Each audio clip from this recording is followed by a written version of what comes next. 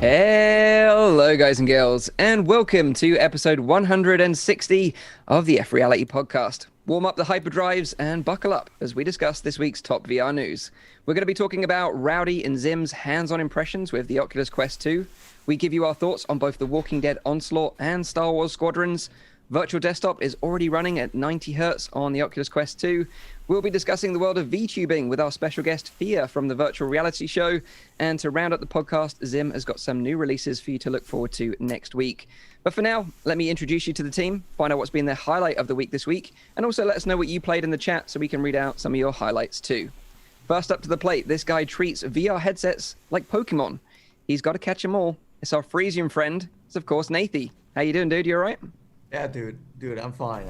Yeah, I got my hands onto something that I never thought I would get my hands on.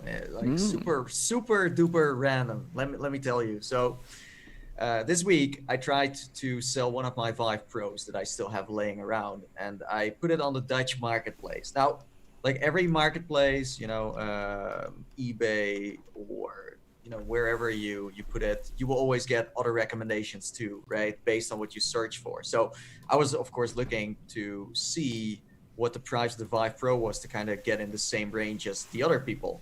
But because of that, I got a lot of other recommendations like, Rifts, Vives, Pimaxes, etc. All the headsets on the market. And You didn't want to buy a Pimax? No.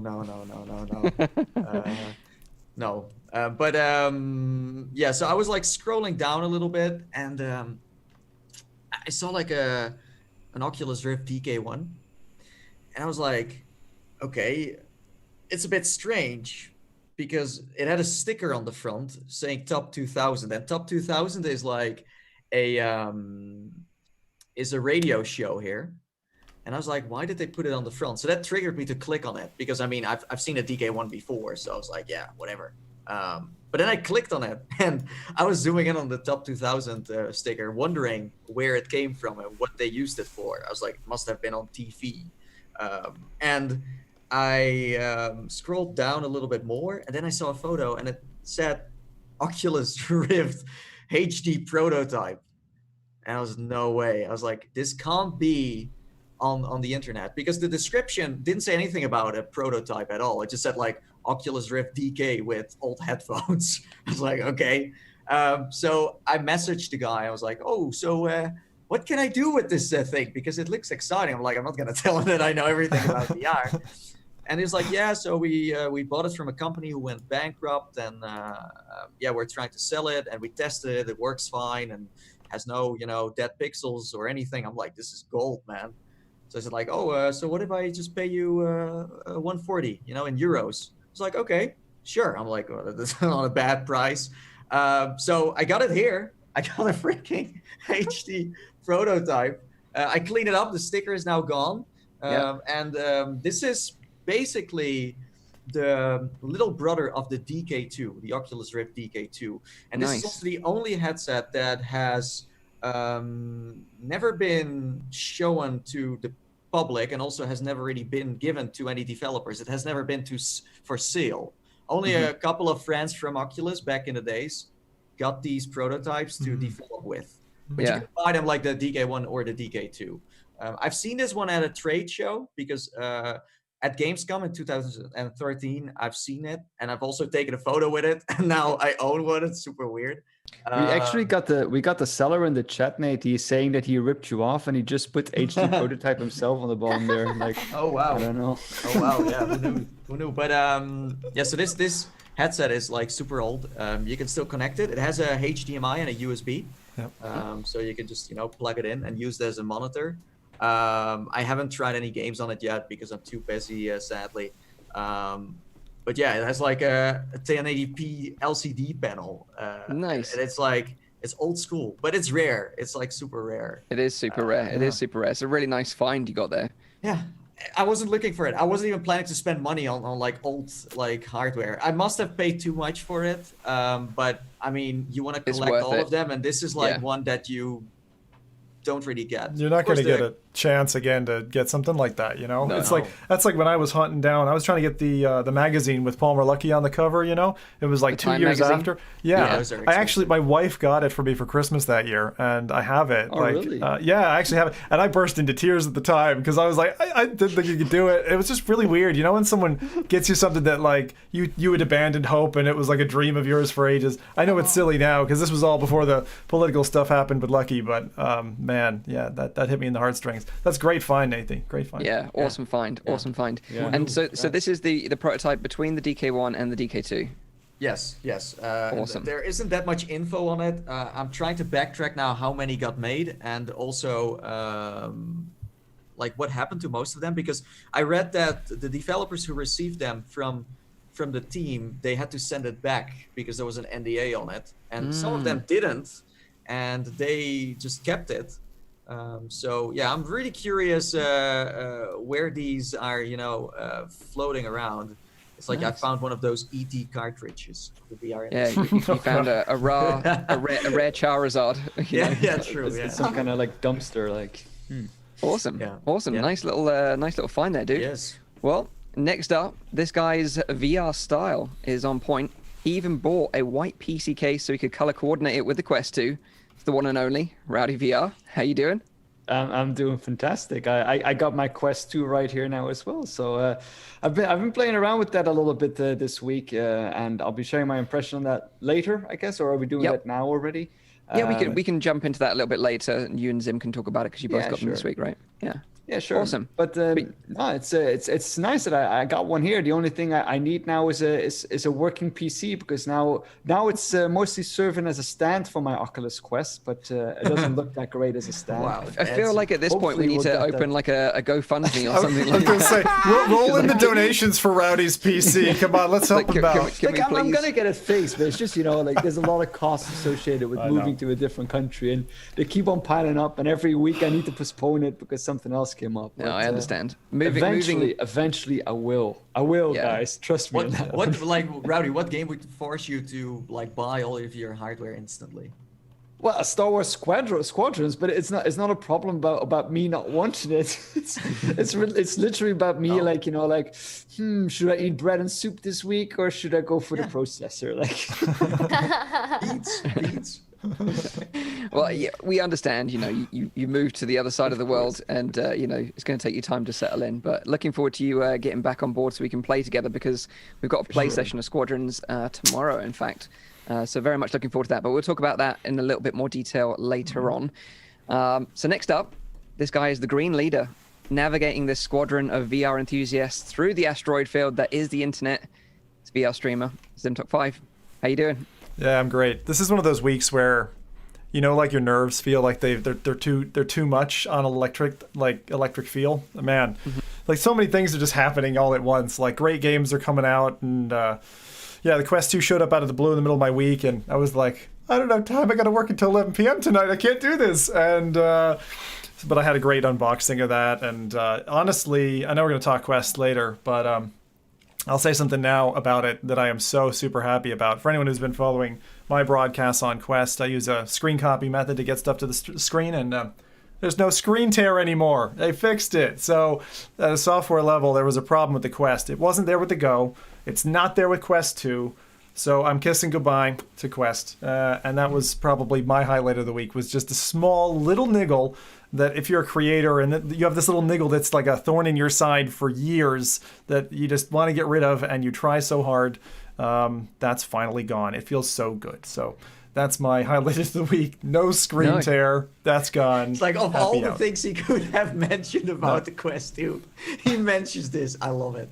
But it's the same with us, isn't it? Like, true. I'm like, wow, I can finally decently record with it. Yeah. How far as I couldn't. So yeah. With no audio desync, amazing. That would be my actual review of the headset. Just like, oh wait. Yeah, absolutely. Well, great to hear it. Looking forward to hearing your both of your first impressions of the Quest 2 in a little bit. But first, I should introduce our special guest this week, our very first digital guest as well. She's a VTuber and host of the virtual reality show on YouTube. Is Phia. Welcome to the show.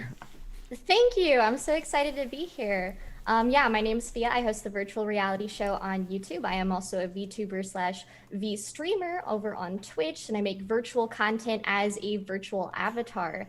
VR is my biggest passion. I make a whole bunch of different kind of content over on my channel, whether that's kind of VR philosophy and what that means, or I talk to interesting people and their unique experiences in VR, or I just talk about fun hardware like the Oculus Quest 2, which unfortunately I have not received yet, but I'm super excited to get that here in October. No, it's great to have you on the show, and I'm looking forward to talking to you more later on about like VTubing and how you got into it and the sort of the tech behind it as well, because although it looks super slick, there's a lot of work behind the scenes that goes into making it look this great, right? So yeah, looking forward to talking more about that later on, but Phia is going to be chiming in with her thoughts on some of the topics that we're going to be discussing this week too. So if you don't know who I am, my name is Mike from Virtual Reality Oasis, but before we get into what I played this week, maybe we should find out what the chat have been up to. They've always got some great suggestions. Yes, so they played some juicy titles, man. This has been the week for VR gaming, right? Absolutely. Alakazam has been playing Star Wars Squadrons and Solaris, and then we have Pyro62 has been playing Until You Fall on the Quest, and is waiting to get Saints and Sinners Day 1 on Quest 2. So good. Then last but not least, we have ARS, who played Iron Man VR. So yeah, those are one of the definitely like highlights of this year already. Yeah. So yeah, and Iron of course, Man like VR people are was still playing Half-Life Alyx too. So yeah, not bad. Awesome. Great suggestions. Well, my highlight was definitely Squadrons, but we're going to be talking about that shortly. So I think we'll breeze past that, go straight into the news, and then we can get straight into the juicy stuff. But before I get into the topics this week, I want to say that we're literally on the verge of 5,000 subscribers on the channel. So I just wanted to say thank you to everyone, that supported the channel and, or listens to the show on the audio version. We really, really appreciate all the support. And I'm also happy to announce that if we hit 5,000 subscribers during the show, Nathie will do a little dance for you live later on. So, hit that subscribe button and watch Nathie do a dance for us. Well, it's always better than Mike trying to sing a Beat Saber song. That's true. That is very, very true. I'm down. Yeah, wow. Okay. You don't want that again. So you're screwing me live? You didn't tell me about this. You didn't tell me, guys. Like You volunteered for this before the show. Wait, look at his face. I think we have it in writing. Way too white right now. this freaking bastard. Like, he's waiting 3 years to kind of like troll me this way. It's so sad. This was my moment. Hey, sure. We discussed this last week. That we would Yeah, you had a briefing about this. Okay.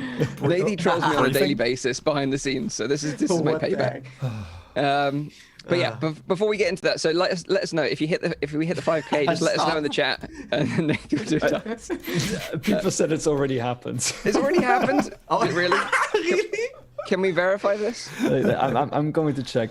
But it's amazing though. Like hitting 5K is really decent for a VR podcast. It might sound kind of small in the big spectrum of our own channels, but 5K is amazing. I'm so proud of what we have pulled off here. So Yeah. Well, apparently we have hit 5K. So should we just get the little dance? We already done? did before you even suggested this. Can we get the little dance out the way? Mike had like 5 accounts open to kind of what kind of dance? Like I don't. Can we do a chair dance? Because that's my personal favorite chair dance. A bit of a. Remember the chair dance that you did with the music? Yeah. We're gonna have to make the beat, everybody. Right, Phia, you're in on this. All right. All right. Feel free to join in. I'm sorry, audio listeners.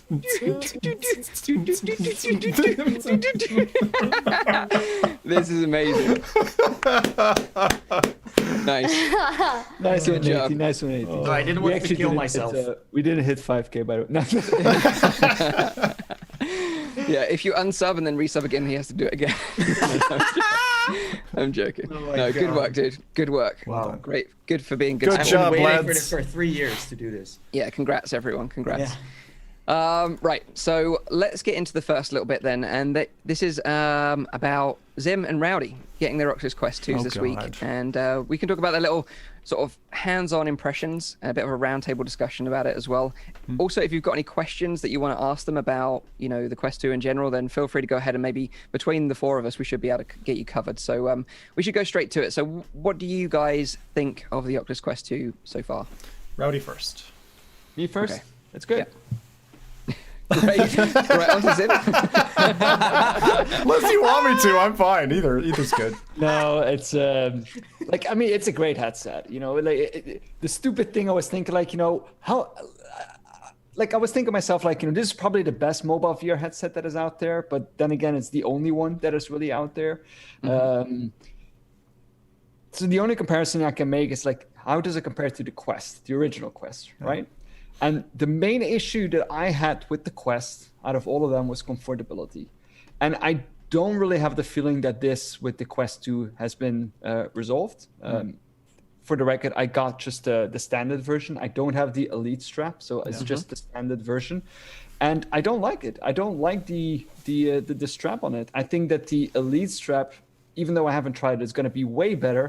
And for me, at least, it needs to be included in the cost of the Quest. Now, I don't remember the exact price of the Elite strap. 49. If anyone can help me out with that. How much? 80?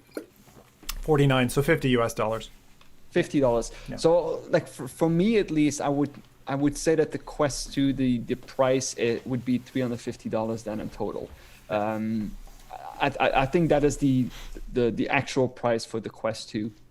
That being said, the screen has been upgraded, the resolution is better, the clarity is better.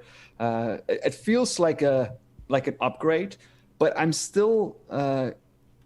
I don't know if you remember what I said last time. I'm still convinced that it's not really worthy of the number 2 there. I don't feel that the upgrade has been in such a way that this is like the big next generation.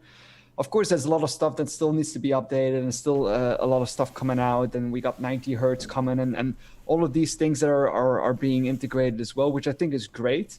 But for me, the biggest thing about this new headset is the price. I think that the price is the main attraction for this. Yeah. But I still think that the original Quest is a very decent headset. Like I don't really see as like the big upgrade from the Quest that the Quest 2 is.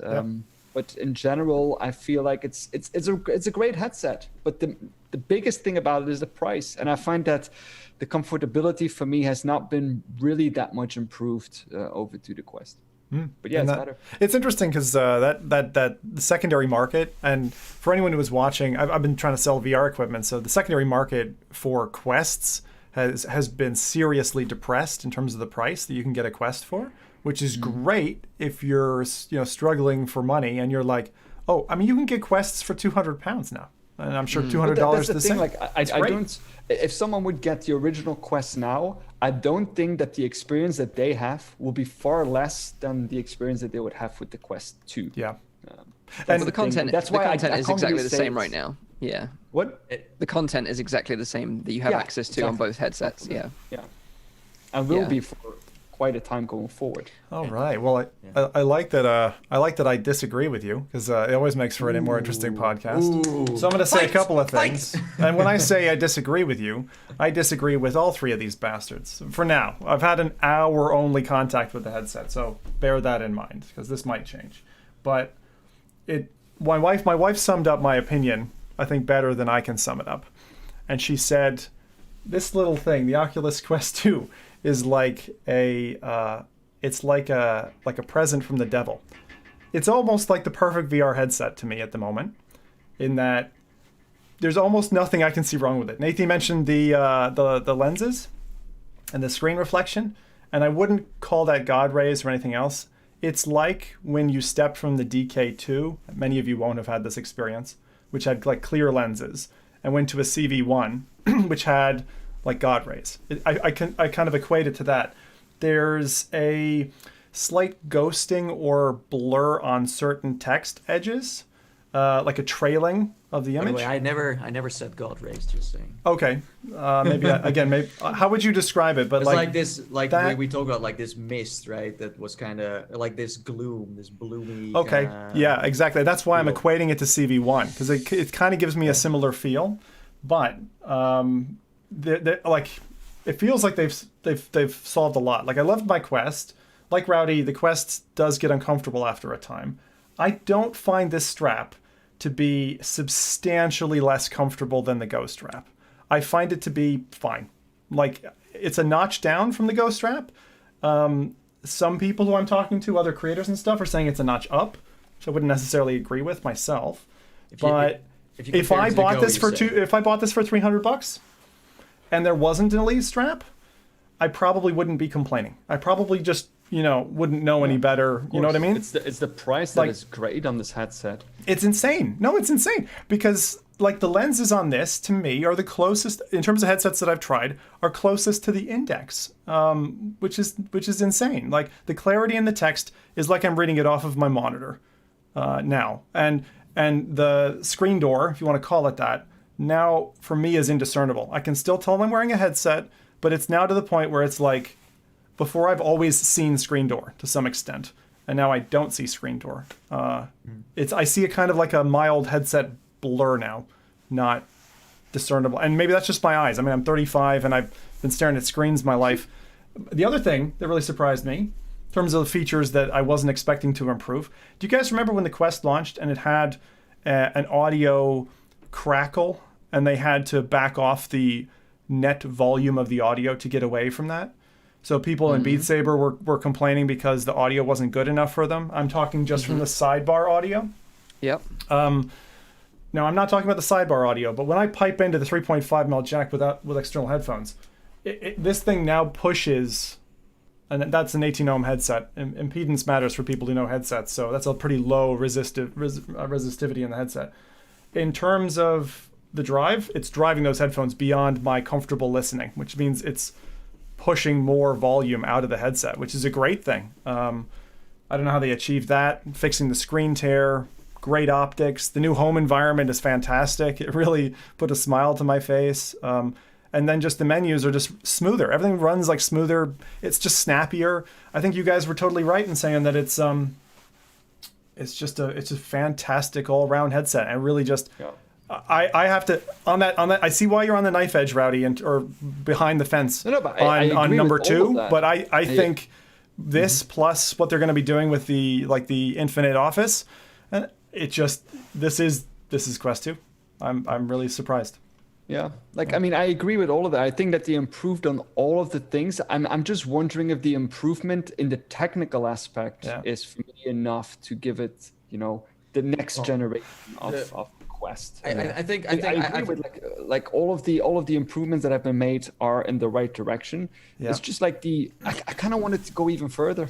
The battery door. Okay, a couple other things.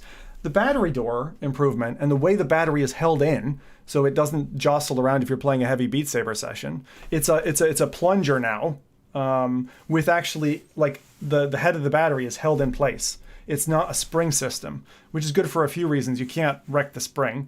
And it's much tighter fit on the door. So they fixed that. You guys had said that before. But it's an impressive fix. It's actually hard to kind of take the battery door off now. And then the weight of the headset was the only thing that maybe surprised me in like a negative capacity. I mean, the audio is not going to compare to anything else, not CV1, not Index. Of course, I don't even use the sidebar audio. I always go with headphones. But it's a little bit like, it felt more dense to me. But it also the footprint of it is like smaller, more compact than I was expecting. And that extends from the box through to the headset footprint, the curvature on it. It's a beautiful little device. And I think it's the first headset that I could comfortably, to like the populace out there, be like, just go and buy it.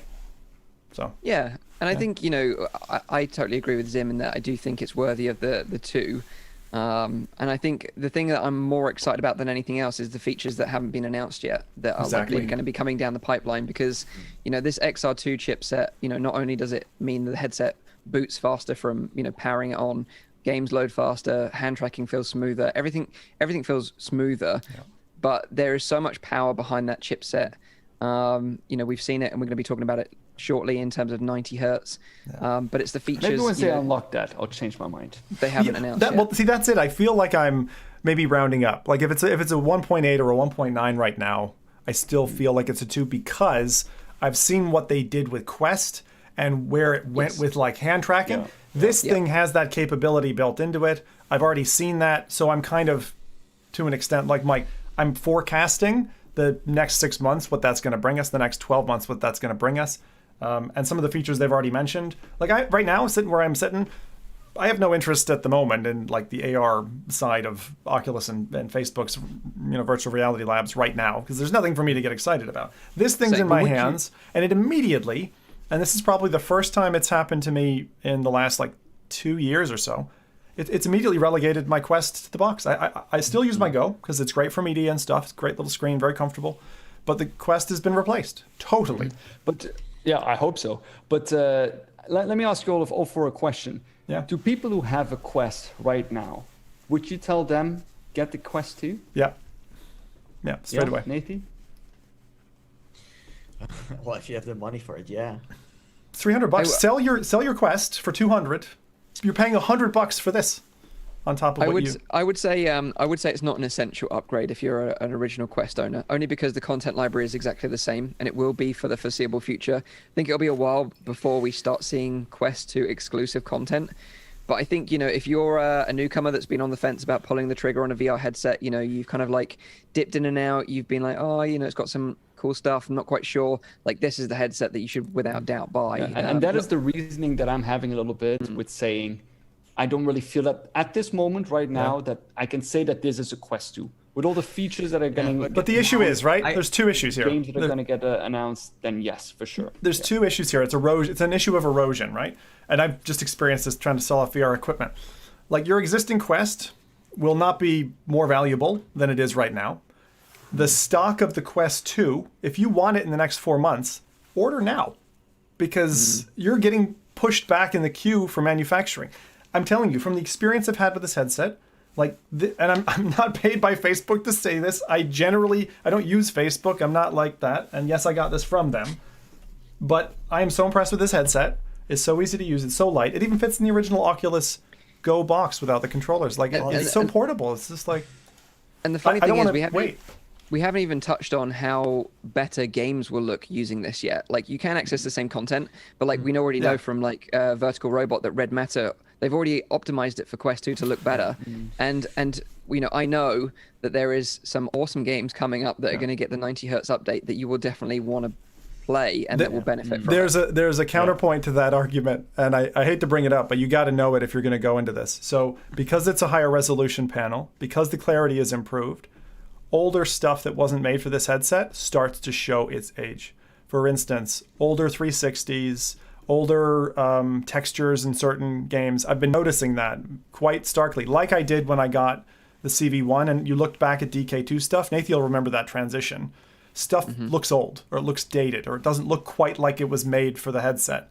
And that's the only disadvantage of leading with res. Even without that, things will be dated, because if you now play a game from 2016, it's also not that great anymore. So it doesn't need to necessarily have something to do with hardware in any way. But something that I find very interesting is that the community seems to seek a lot behind the 2 mark and saying like, oh, that must be because, that they measure that with hardware and software. But honestly, what I think the 2 basically means is they don't want consumers to get confused with the first one. So they just call it 2, and it doesn't necessarily have anything to do with what it has to offer. That's what I think. But isn't it going to just go into a cycle of just like Apple has, like annual updates, new headset every year, that type of a thing? Like, could you see them going down that route now? Oh yeah, well, there's a big possibility now. If you see how fast they killed off the Rift S, for example, there is a possibility where you can quickly make something new again. And it's like from now on, it's all about software. Yeah. And if they stop pushing updates, say with if the Quest 1, if they announce that they're gonna stop doing updates, then sell it as soon as you can, because it's gonna be like unusable. It's gonna get slow and stuff, and so the one thing I do think so. One other maybe negative that when I said that it was like a gift from the devil, it's really obvious to me they've undercut the price of manufacturing this headset. That feels like a $600 headset to me, to be honest. And I think it's with the original Quest as well, and as well with the original Rift. And it was, but I really feel like they've taken that trick and then doubled down against it. And in this, if you're uncomfortable with the Facebook ecosystem, what they've done in the world and all that kind of stuff, that'll push you against this, right? Fair enough, and you're not going to get on this boat. If you that's what can, a lot of technology, though. It is, and it's like if you can get comfortable with that, I don't see any major detractors from this headset at the moment. in the end, the discount you get is the data that you give them for the upcoming years. So yeah, but and I think Rowdy, you were saying on price, because price is really the number one, as you said, spear through the heart in this. Would you, by design, have sold this at $350 with the Elite strap? You can by just by adding it to the package. We didn't have that option because we got sent the headset by Facebook. I mean, you're the product manager sitting at Facebook, right? You're at the round table. You're deciding, how am I going to release this device? And would you have chosen not to sell the variant of the headset that we got shipped? No, I definitely would have shipped it like it is, because it makes more sense to be selling a headset under $300. Yeah, but I think that the experience, at least the one that I had, because I immediately, as soon as I put it on, I think 7-8 minutes, I immediately had pain points on the side of my head, which was something that I didn't really have with the Quest. It was more like the front heavy, but here it, like, for some reason, was on the sides of my head. I think that, like, saying that this headset is under $300 for me, my personal experience, is probably not true, because I need to get that Elite strap in order to have it replace my original Quest, to have it replace my Rift S. Technically, on paper, you can wear it for $300. But yeah, you don't even need a strap. Then you can also hold it like that. No, but that's the whole thing. You don't have to, because you can. Please. No, but it's a marketing trick, Virtual boy owner. Virtual boy owner. To say, it's get a stand for it. Get a stand for it. One question I just want to ask to summarize this. So does it replace your Rift S as well as the original Quest, Zim? Well, that's the thing I'm saying. Like, if I get the Elite strap, then probably yes, because I still find the Rift S a very comfortable headset. And when I do recordings or when I have long gameplay sessions, I want a headset that is comfortable. And at this point in time, that is not the case. And I think that has only to do with the strap, not with the resolution. I think everything on the headset is probably better than my other headsets that I have at home here. But it's not comfortable enough for me to now say, at this point at least, I'm going to get rid of the rest. Okay. Yeah, what about you, Zim? Again, I've had an hour with the device, so I'll caveat what I'm saying. But I don't see myself necessarily using it. If I was going to sit in my chair and use a device to play games with, and say Virtual Desktop, for example, I would probably go I would instead go for Rift S. I would just Rift S for a straight gameplay. I might try this for Virtual Desktop, like wireless streaming, and use it that way, because the panel is so nice, but it doesn't immediately replace my Rift S yet. I need more playtime with it. Well, let's touch on that again. Park that little thought in your mind, and let's touch on that again later on when we talk about Virtual Desktop. Let's pass this over to Phia. Like, what do you think of Quest 2? Because I saw you've covered it on the channel. You're excited about the headset. Did you pre-order one? What games are you looking forward to with this new headset?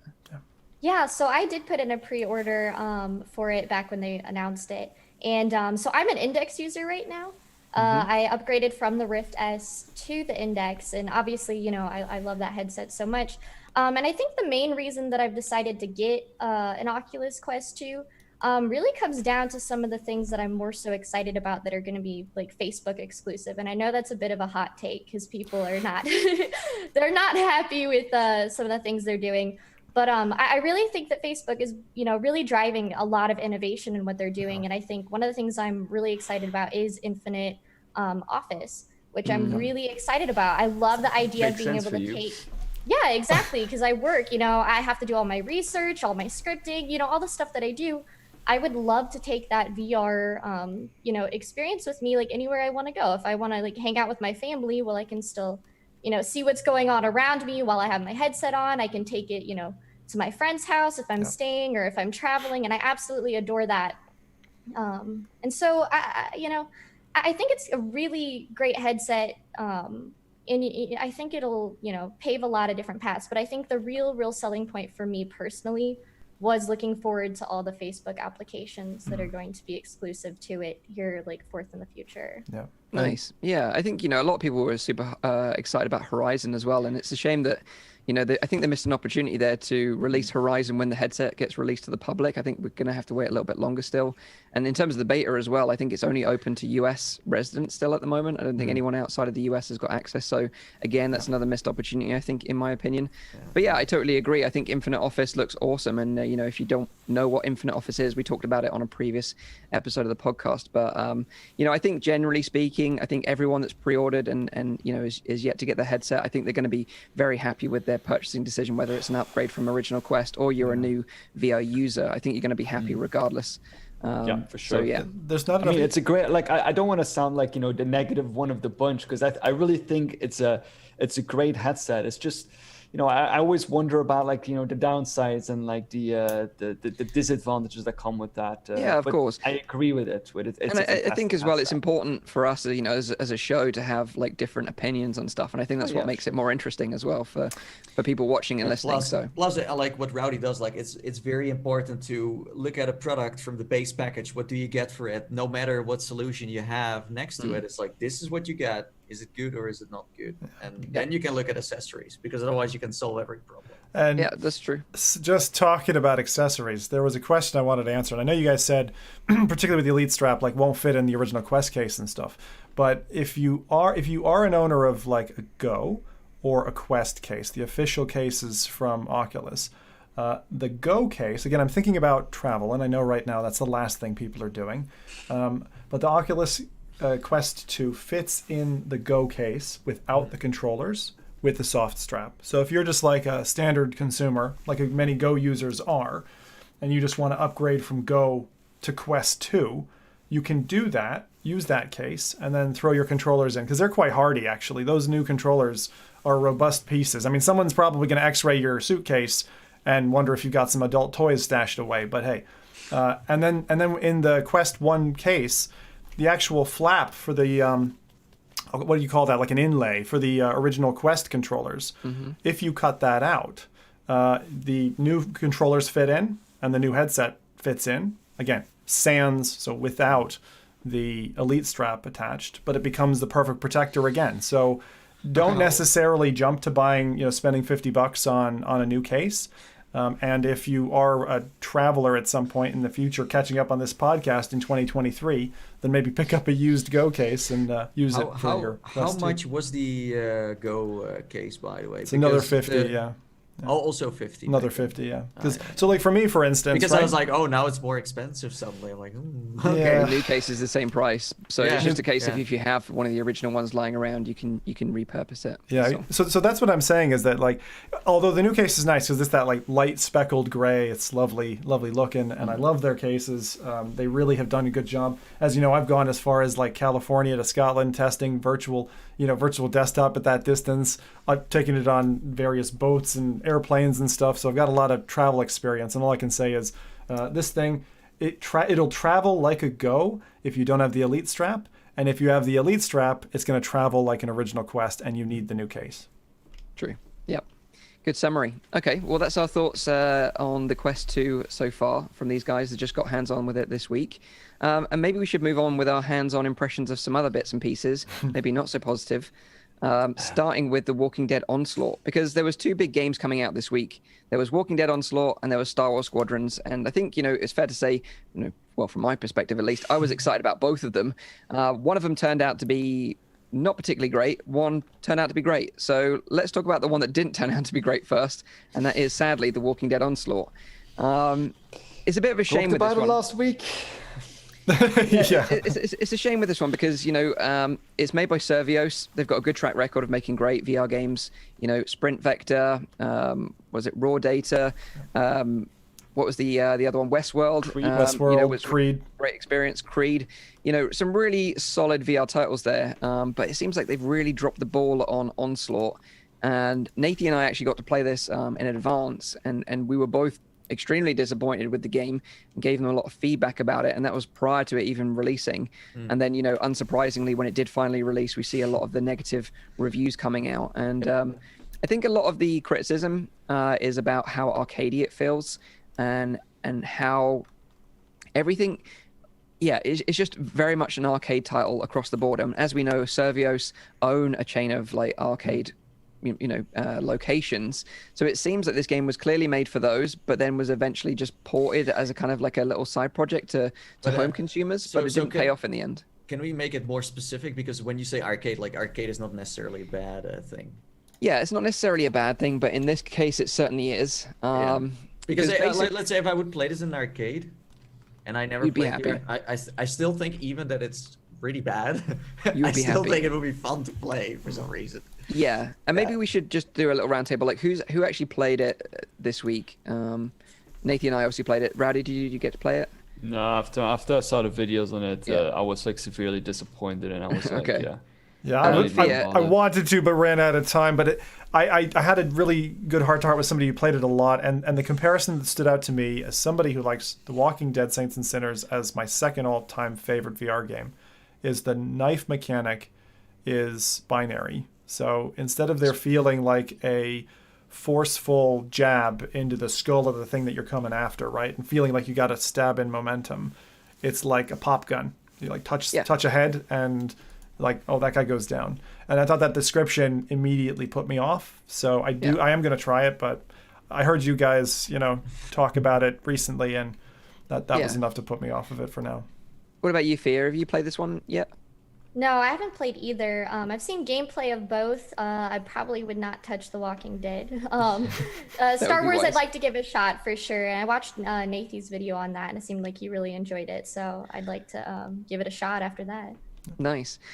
So yeah, basically to go back to Zim's point about the knife, it has no durability, so it doesn't wear over time. And like he said, you can approach a whole crowd of walkers, and you're actually better off using a knife than a gun. You just literally, like you say, just go pop, pop, pop, pop, pop, like whack-a-mole on their heads, and they're all dead. That's on every difficulty. That's also on the hardest difficulty. The zombies don't seem to have more, let's say, HP or anything. Weirdly enough, when I watched my video back that I did at their office about a year ago, you could shoot a zombie in the head and it would instantly die. And now it's out, and you have to shoot like a zombie in the head like 3-4 times before it dies. I'm like, what happened? Like someone has been messing around with like the numbers, and it's like, huh? But yeah, from the gameplay side, it's like arcadey, but like going real far with that, where it just doesn't feel realistic at all. The zombies are like these fall guys that are just made out of jello, and they just move in weird ways that are not like realistic. They just don't react to physics very well. They are not dangerous. They are not scary. If you think about, like you said, waves of zombies, well, a wave of zombies in Onslaught means that it's just a picture of zombies next to each other. It's like a wall that comes closer, that kind of chases you down. But yeah, and I watched like GT's video on it, and I think it did a really great job of like highlighting, what the problems are with the game, and like the wall is something that he highlights, like that wall that is coming closer of like the horde. But the stupid thing is, if you go into that, there's just like this pop-up that comes on the screen of you like being bitten. Yeah. Which is just like, it's like the worst thing that you can do in virtual reality, and that coming from a studio that has made raw data, that has made Westworld, that made, I mean, even like Battlewake, which was a trash game.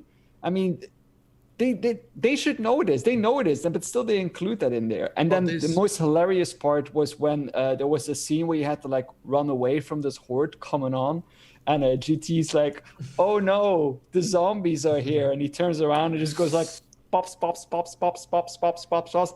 They all die, and then the exciting music just like keeps on going, and that's it. So the problem is, it's not Servio's not wanting to make a great game. That's not the problem here. It's like The Walking Dead Onslaught shows a couple of problems here. It shows that during the pandemic, it's a ginormous studio. Like over 100 people were working there in the office. You instantly need to find a different way of, finding a workflow for the whole studio. So that's something that kind of screws up development. But that's not an excuse. No, wait. I'm not. No. Wait. There's more. And it's not an excuse, because if you release it, you need to apologize to the community for making a bad game. That's not what I'm saying. No. But it's like, next to that, then you also have this problem of course, competition coming by, Skydance, who also makes a game.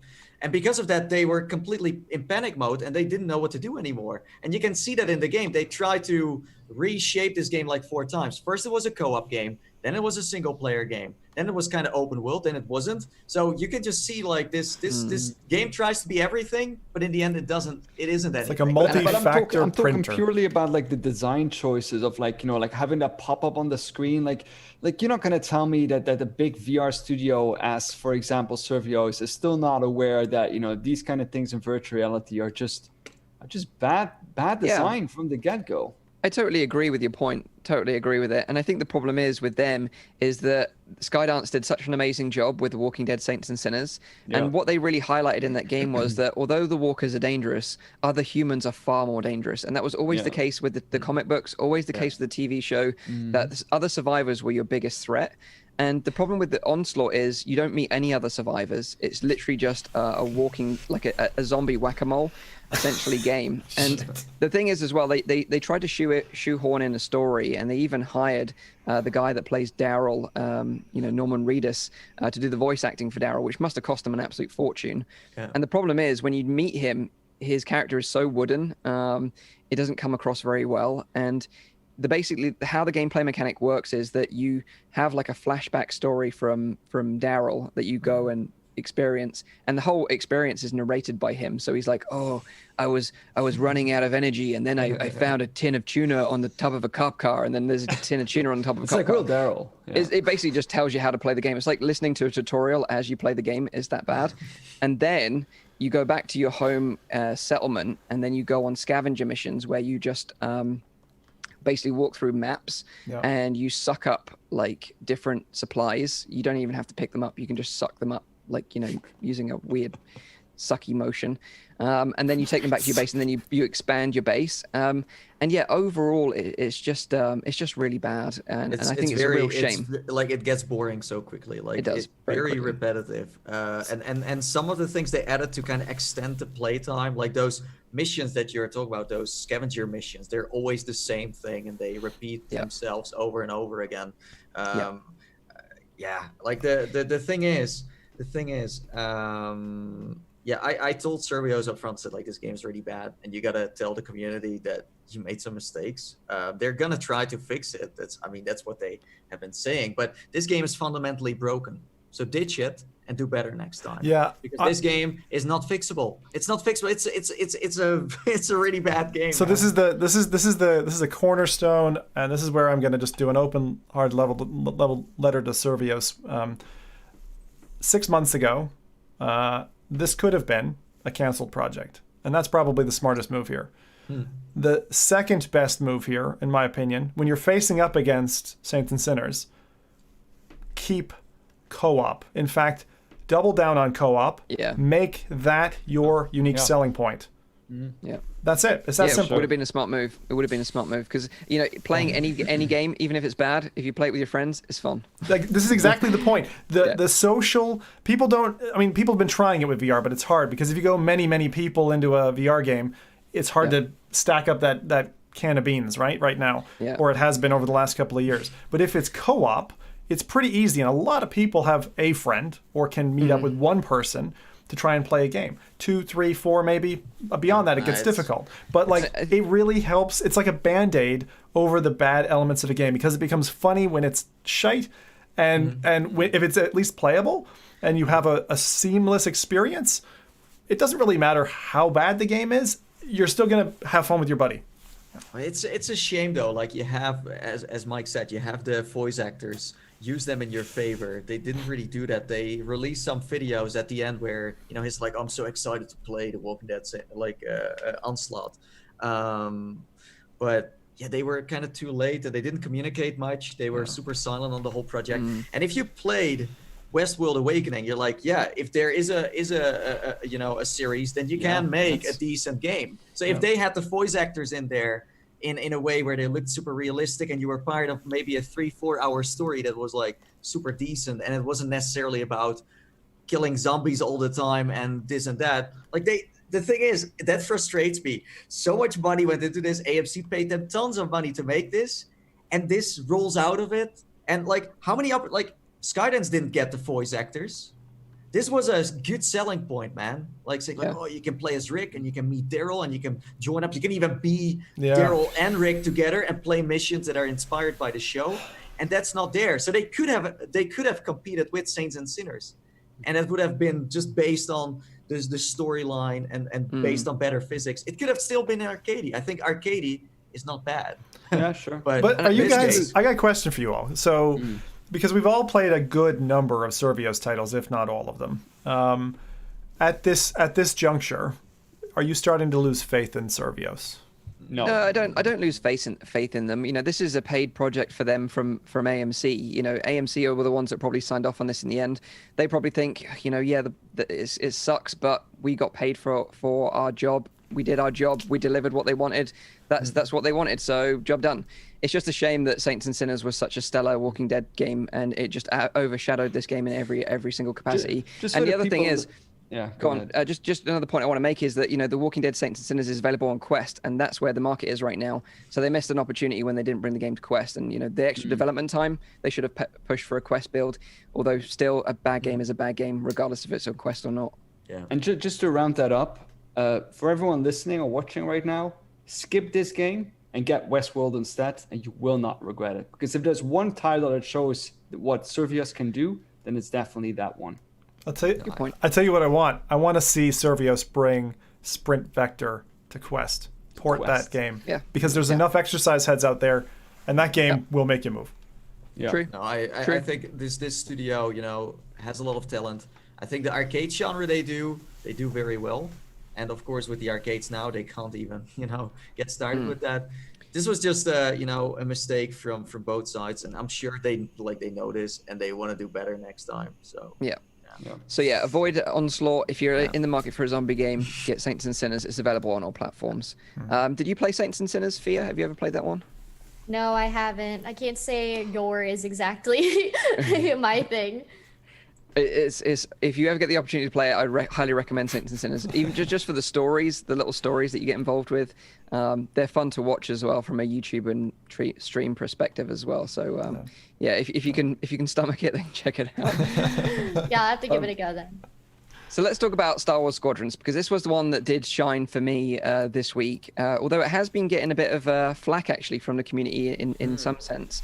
Currently on Steam, it's got sort of mixed reviews, which I'm actually really surprised about, because I think, you know, for me, it was one of those experiences that makes you, you know, live out a dream of mine as a kid, you know, like sitting in the cockpit of an X-Wing and actually flying it, and you know, being in the arcades and flying, you know, X-Wings, you know, in those really retro old arcade Star Wars experiences. And this is, of course, Star Wars Squadrons. So you're talking about reviews in general, just in general, right?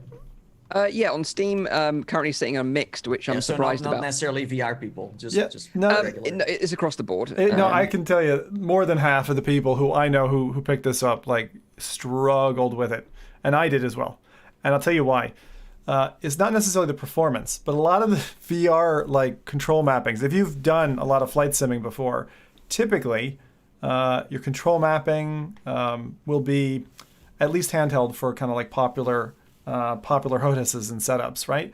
This is the opposite of that. Like, you need to give yourself probably an hour to figure out the game and like get your mappings and those things sorted. It even did a good job at mapping my HOTAS, but things like all kinds of things were inverted or mismapped, or, you know, different axes were crisscrossed. Stuff that's like really basics. And then you've got this dead zone problem that a lot of people who are flight simmers look at this and go, and I saw it in Mike's video, it's really funny. The stick's going all over the place and the ship's not moving at all. Like, there are some out of the door day one type problems here that probably should have been avoided. But I do agree. This is when you go through all of that stuff and you come out the other end and you've managed to get it like working well for you, then it's a very good experience. But what you're saying here, this is what you get when you buy a game from EA. So they release it and they start fixing things later. They don't do it up front, because then they can release it earlier and sell more copies. So this is standard game stuff. Actually, in the chat, I'm sure that Mike will bring it up later as well, but I just say it now. Paradise Decay has said as well that the EA has just announced a patch specifically for virtual reality just before we started with the show. Yeah, and I just want to point out as well, like I'm not a big flight simmer. You know, people that follow the show will know that, or my channel will know that. You know, I did play a little bit of Microsoft Flight Sim a few weeks back just to get some practice in before the VR update, which I'll talk about shortly as well. But for me, you know, like even as someone that's not even well versed in using a hands-on throttle and stick in a flight sim game, you know, it was just a case of me, like, I was just like, okay, this stick feels a bit strange. Like my throttle isn't working. I just went into mapping and then just mapped it. And in 5 minutes I was in the game and I was using it. So maybe I was just naive to the fact that I figured it out straight away and I just fixed it. I don't know. And I felt the controls were intuitive enough for me to have a great time. I don't know, but I did see comments on my video like saying, "Oh, I can't believe you're using the roll as like a stick movement rather than a twist," and I was like, Yeah. like it doesn't. Like the thing is, like I don't know if people noticed, but Star Wars Squadrons is for the VR enthusiast who loves sim games. This is not like if you want to play something that is arcadey, then play Star Wars Battlefront 2 and fly ship there. Hang on. This is hardcore. This is arcade sim, I would call it. It's very much like okay to you, but for someone like me who is I'm not a hardcore flight sim guy. It's pretty like I was struggling to get the controls. There's a lot to manage. There's a lot of detail. I absolutely agree in that. But what I'm saying is the flight dynamics and what you're controlling is actually like a simplified version of Eve Valkyrie. And there's a lot of people in VR who will know Eve Valkyrie, but it feels like an Eve Valkyrie done kind of right for 2020. And they do a lot incredibly well. For instance, the cockpit looks great. The lighting in the environments is really nice. The fact that you can duck and weave in the various ships between not just static, but dynamic braking ships and stuff like that. And the fact that you can, and you start off like in a campaign, it feels very much like, oh, we're finally in that mode where VR is growing up. Like we're finally getting games that are like full board. And you can then, as you're flipping between story and multiplayer matches, you know, have a great time. So I'm liking Squadrons, but I definitely went through like probably hour 2. I'm like, am I gonna have to refund this and cancel the event I've scheduled with these YouTubers? Like I was definitely 50-50ing it for a while. So I can totally understand why people are upset. Like every game that I bought from EA, like after like a few weeks, it's actually decent and it's like a good enough of a game. And that's why I always say don't pre-order things until you heard the reviews. And that's the mistake people made. They're like, oh, I already pre-ordered, dang it, and now this is what I get. That's what you get for pre-ordering. Also, don't forget, it's originally made for one of these, huh? It is an Xbox game. It's you can tell. You can so tell. So I mean, and I think we should clarify. But, that there's you can't. Probably a lot of people who don't have that. Yeah, you can't use VR motion controllers. You have to use an Xbox controller or a HOTAS or a keyboard and mouse to control your ship. Anyone who's just purchased a G2 should be smiling, because you won't have to interface with the Windows MR controllers, and you will have a gorgeous display, right? Like for that. Yeah, although I don't think they're going to be smiling for too long when they realize they're going to have to buy a new graphics card on top of their G2, because it's a very performance-heavy game, and we should talk about that as well, because you know, even with the latest NVIDIA drivers. Since you said that it doesn't work with the regular controllers, I did see a video from ProTube already that they managed to get it working in some kind of way using their Pro tasks. So that is something that they're working on. So if you want to see more of that, then keep an eye on that maybe. Yeah. But yeah, certainly, you know, like it's very performance heavy game. You know, playing it on the index at 90 hertz. On high or ultra settings, you're gonna get frame drops. Wait, Mike, when you said that absolutely terrified me. I was sitting here with my old i7 and a 1080. That's what I'm running. Most people run better than that now who are creators. And when you said with your awesome rig, be careful because performance is an issue, I was like, uh-oh, will it run? I did get it to run. It's not running smooth, but it's running well, I would say. So you're right. Maybe I don't know, as far as I know, the games is not well optimized yet. Yes. You're right. So in a few weeks, even if you have, let's say, a 1070 or a 1060, you could still have fun. Yeah. Because I tested it out on my 1070 with an Oculus fiber cable attached to my Oculus Quest 2. Worked fine. I had a stable frame rate of 72. because that's what you use when you use the fiber cable right now. So it was fine. But yeah, if you're like, and that was on low, by the way, that wasn't on medium or high. But even on low, this game looks amazing. Just saying. So low is not like, oh, hey, is that a TIE fighter or a pixel flying around? But you know what I potatoes. found, Potato, Mike? Did you find this as well? Like the scale, and this is what you usually get from a sub-optimized game, like the scale from low to ultra, in terms of what you end up gaining back in terms of its performance.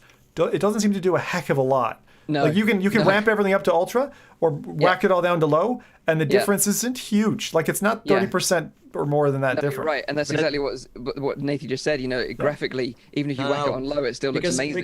Because it's Frostbite. So with Frostbite, they use these smart photogrammetry where it looks realistic. So it's a different engine. So it's about different stuff too, and that's why putting it on low or high doesn't necessarily look anything different. Yeah, but I think once you've got it running, I was running it using Virtual Desktop wirelessly to Quest 2, which we're going to touch on very shortly. I knocked the frame rate down to 80 hertz just to save me a little bit of performance headroom because I was recording it at the same time. But once you've got it dialed in, your HOTAS is set up. How do you do that? How do you control the frame rate? I'll explain that very shortly. Oh, okay. Sorry. I thought this was something we all knew already. That's fine. No. Thanks. So once I got it all set up, once I've got into the single player game, then I started having an amazing time. I haven't played the multiplayer yet. I'm holding off for tomorrow because we've got a VR YouTuber multiplayer session in Squadrons, which I'm really looking forward to. Dim's hosting it. If you play the single player, the story mode, like it instantly feels like you're in one of the movies. It does.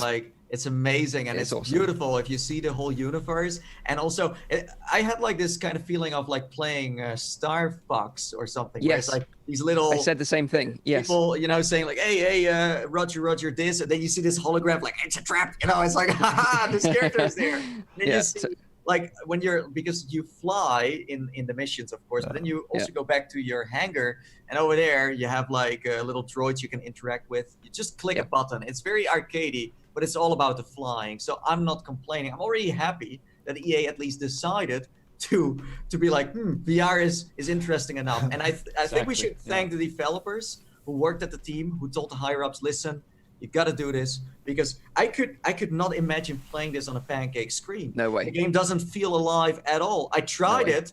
It runs better. Same here. That's one thing. Yeah. But it just doesn't. It's like it's not the same feel where it's like all the little beep boop buttons. I'm like, wow, this is cool, man. This is gonna sell.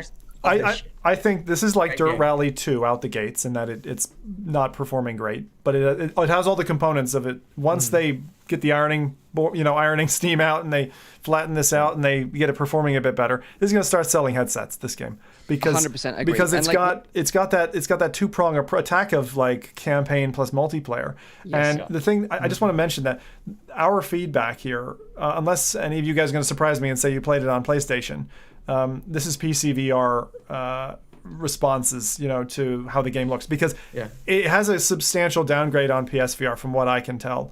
But I'm really curious if that runs really well at frame rate. To give an example, No Man's Sky, maybe one of the closest comparisons, right, ran like so smoothly, but the graphics really were so underwhelming on PSVR that it was hard to step that way. I've heard that in comparison, it is more detailed graphically on PSVR than No Man's Sky was at launch. We should realize that even that there is VR support right now doesn't mean that it's on their watch as priority. It's still an extra for them, but it's there and it works, and you can feel like you're sitting in the cockpit, and the controls, if you can map them right, are fine. So again, like this is a blessing, especially in 2020, and also we're talking about EA.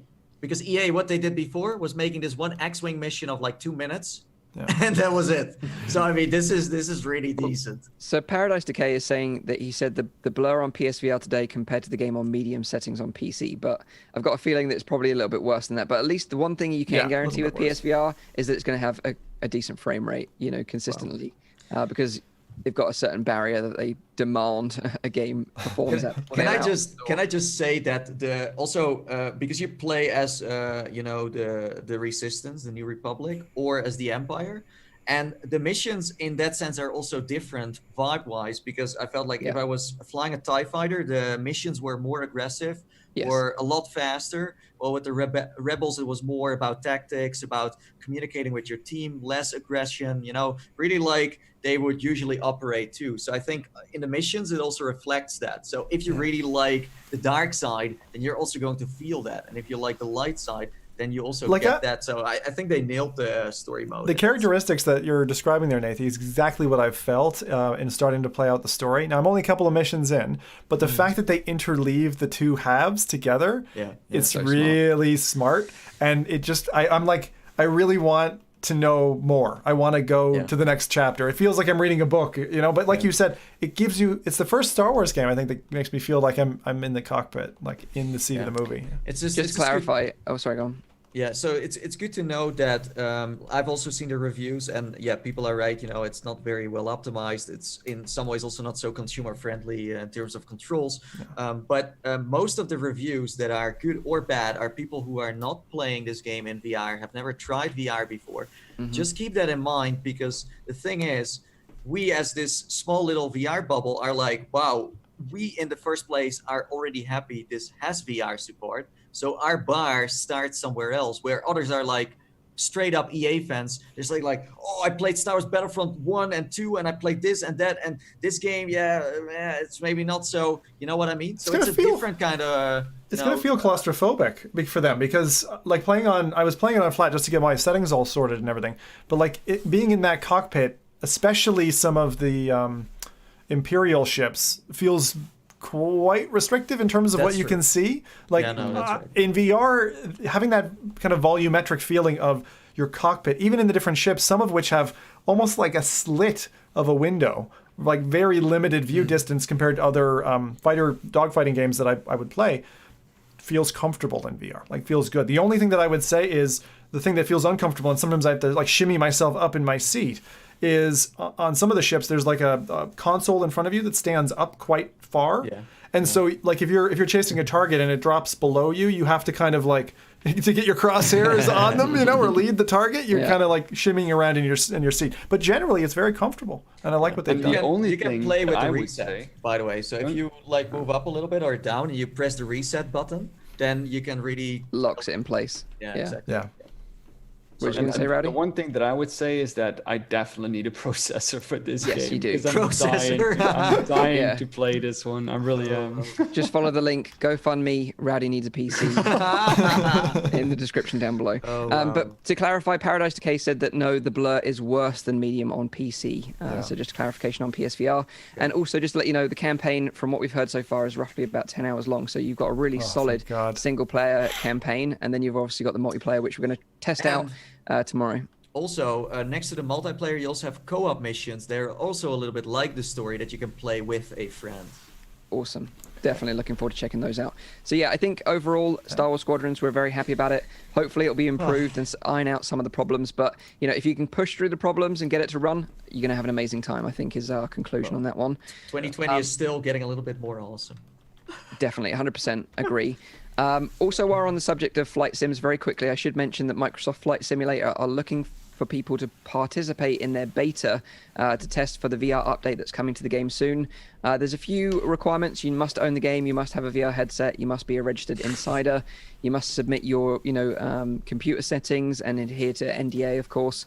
Rowdy feels it is like, I have no processor. Can I play it? If you're interested in becoming a beta tester for Microsoft Flight Simulator, I've added a link in the description down below so you can go check it out. But I just thought I'd mention that because I know a lot of you out there are going to be interested in doing that. So, Mike, would they accept me if I email them like I have an Intel Core Potato and I have a 3D hat as a headset? Sure, you go for it. You should try it and just see what they say back. I just wonder, like, we're just talking about performance in this game. Like, that is a game that I think is going to run 15 frames a second for most people. In VR, I mean. Insane. So prepare yourselves for that. The final thing I want to touch on, and we're running out of time a little bit, so I'll only touch on it very quickly, is that last week I talked about testing Virtual Desktop on Quest 2, and that, I bought a Wi-Fi 6 router. I was able to get some really nice speeds of up to 1200 megabits per second using that setup, although I did stipulate that you don't need a Wi-Fi 6 router for it to work. 5 gigahertz will still work plenty for the time being, as you can't really benefit from that extra headroom right now, although possible in the future. But since then, Guy Godin, I keep on getting his name wrong, he's provided an additional build of Virtual Desktop, and Tyrael Wood and I have been testing it out, and it's been running at 90 hertz wirelessly, running PC VR content to the Quest 2. Yep. And that's actually how I initially was playing Squadrons until I just bumped it down a bit to 80 hertz. And you can do that within the Virtual Desktop menu settings, just to get a bit of extra performance headroom. That's changed. That segment has changed, actually. No, so what you're saying is that if you have lower specs, you have less money, then you can still make use out of this and just kind of you can down a notch. You've really got 80 control. is still like really great. You've got complete control over, you can run it at 60, I think even, or 72, 80 or 90. That's nice. And in terms of latency, a lot of people were asking me about latency. I was getting between 22 and 30 milliseconds of latency, which is very reasonable. And for me, when I was playtesting it using Half-Life Alyx as my sort of testbed game, I was getting so drawn into the game again, because not only was it being played wirelessly on Quest 2, though there was a bump in resolution, which was taking advantage of Quest 2's higher resolution display. It was running at 90 hertz as well. And just the experience felt so great that I was just getting so drawn into the world again. And it's been a while since I played through the Half-Life Alyx campaign, so I was just getting so sucked into it again. It's just crazy that an independent developer can come up with a solution that is better than a cabled solution coming from the manufacturer themselves, right? Well, this is the problem, you see, because like Tyrael and I have been testing it, so like the update was pretty much ready to go for when people get their headsets on the 13th. But then Guy posted on Twitter this week saying, PSA, just got word from Oculus that 90 frames per second will be disabled in apps on Quest 2 at launch, but will get re-enabled in a future OS update. So I'm like, okay, and you're right, because the thing is, I said in my video about it that Virtual Desktop running at 90 hertz and also with the updated resolution wirelessly works better than Link, the official Link cable, because it's still restricted to 72 hertz, still running the old resolution of the original Quest. So the experience actually was better, wireless. And we don't think that Oculus Link is going to come out of beta when Quest 2 launches to consumers. So it looks like, from my perspective anyway, that Oculus are putting the brakes on Virtual Desktop and saying, hey, we don't want a better solution than our official solution working straight out the gates. So let's kind of like postpone them a little bit, so we're kind of on an even playing field, which to me is a bit of a sneaky thing to do, in my opinion. Because that would mean, like, when is Oculus then ready to do it themselves? Well, when are they ready? Do they want to be ready right now? The thing is, they should have been ready. They should have been ready for release with Oculus Link coming out of beta, working at 90 hertz, because this is the solution for Rift S replacement going forward as well. So they should have had that coming out of the box. Yeah, but this is classic Oculus. They go in denial. They did the same with. I remember all games being teleportation, and it took them like a year to kind of get to smooth locomotion. Yeah. So they're always kind of like behind, and then when someone proves that it can be better and different. Then they don't want to do it There must be a good reason. It sounds like they're working on their own solution for this, having a virtual desktop, and then they will lock it for only having 90 hertz for that one or something like that. But it's funny because head of content at Oculus, Chris Pruitt, he replied to a tweet from Ian Hamilton from Upload VR asking about his thoughts on this kind of like, the fact that Virtual Desktop has kind of been, pushed back a little bit or put the brakes on a little bit, even though it's working already now. The war of the Wi-Fi's. Well, and this is what Chris said. He said, replied in a tweet, I don't think any wireless streaming solution for VR is viable yet, given the health and safety bar we hold apps to in terms of frame rate, latency, and reliability, especially given the high variability of home Wi-Fi setups. And to be honest, I think that is complete and utter BS. Because if you think about it, he knows that. He knows that. Of course he does. He must know that. So why does he post something like that? The funny thing is, from a health and safety perspective, they're saying that latency is bad from health and safety perspective. Personally, I think tripping over a wire wrapped around your feet is way more dangerous from a health and safety perspective than a little bit of latency that might make you feel sick if you're not used to it. But running at 22 to 30 milliseconds of latency, perfectly comfortable experience in my experience. But it's interesting because Carmack then chimed in on this, and he says, for the lack of interest in arguing, I kick the stone, which basically means he refutes Chris's comment and says, he's talking nonsense. And because we know this from behind the scenes from from John Carmack's talk, that they have this like big internal debate about wireless streaming of VR content to the Quest headset. But I just think it's crazy that this works now using Virtual Desktop. The proof is there, but Carmack is of course a part of the company in a small way. He can't make that decision. But why would he post this? Is it because they just want to, as we said, like bring it out themselves? I don't know if they want to do it even soon. I feel like they're fine with this whole fiber cable thing. They're fine with it. We're talking long term, but I think they'll probably release a router that's pre-configured or something like that. I don't know what they'll do, but but it's stupid. Like they're gonna keep the 90 hertz away from us. Well, there's some people who just want to use it, maybe experimental in their sense. At least give us the tools to use it, right? That's exactly what I'm thinking, Nathan. So look, I wouldn't call the response that we got BS, as Mike is saying it. I think it is a fronting reaction, but the variability of home Wi-Fi setups is going to be a definitive problem if they roll this out in a broad way. What Nathan said is the word that I think absolutely should be the answer here. Oculus should have this, like they do with their Bluetooth solution, which also doesn't work very well, as an experimental feature. Let technical know-how people play with this, try it out, and people like Guy are going to just ride the back of it. Comment that made sense, because the first part that he said that there is no viable solution for wireless streaming. Yeah, it's I'm rubbish. sorry, but that there is a viable solution already since there has been virtual desktop on the Oculus Quest. But what I don't understand is this is an experimental feature because you have to sideload it. You have to sideload the second half of virtual desktop for it to work. So it is experimental, and it's not going to be for everyone. Yeah, but they're going into this consumer protection mode. That's the thing. Like they want to keep wireless streaming away from consumers right now for a certain amount of reasons.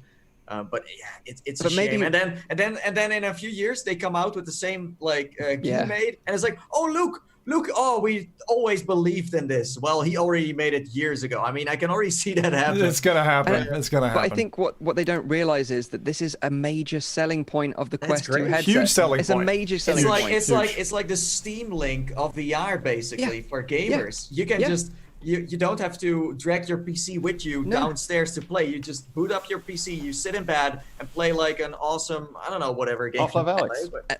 And I think anything. Rewinding a couple of years ago, we were buying like TP links for our original Rift CV1s. We were buying wireless adapters for the Vive Pro and the Vive, and they were costing like £300-400 each. This is a £300 headset that does it out the box and with a $20 app, £20 app. Yeah. And I think that is amazing. And hats off to Guy Godin as well for his work. I'm so happy that we only briefly touched on this. It was only a 12-minute feature. You just got me super riled because I think it's an amazing feature, and I think Oculus should be doing what they can to help this guy not stand in his way. But anyway, that is Virtual Desktop running right now in 90 hertz. Streaming PC VR content. Quest 2 won't be available on release, but hopefully in the future. Wait. Let's breathe for a sec. Phia, any remarks just before we steamroll to the next piece? I mean, I'm excited for it. I have not touched a Quest yet. Quest 2 is going to be my first experience with that, so I'm mostly just excited to try it out. So I'm sorry I haven't been able to contribute as much to the conversation there. That's absolutely fine. And to be honest, we're moving into like your domain now anyway. Oh yeah. Talk about VTubing, and this is where Phia is going to shine.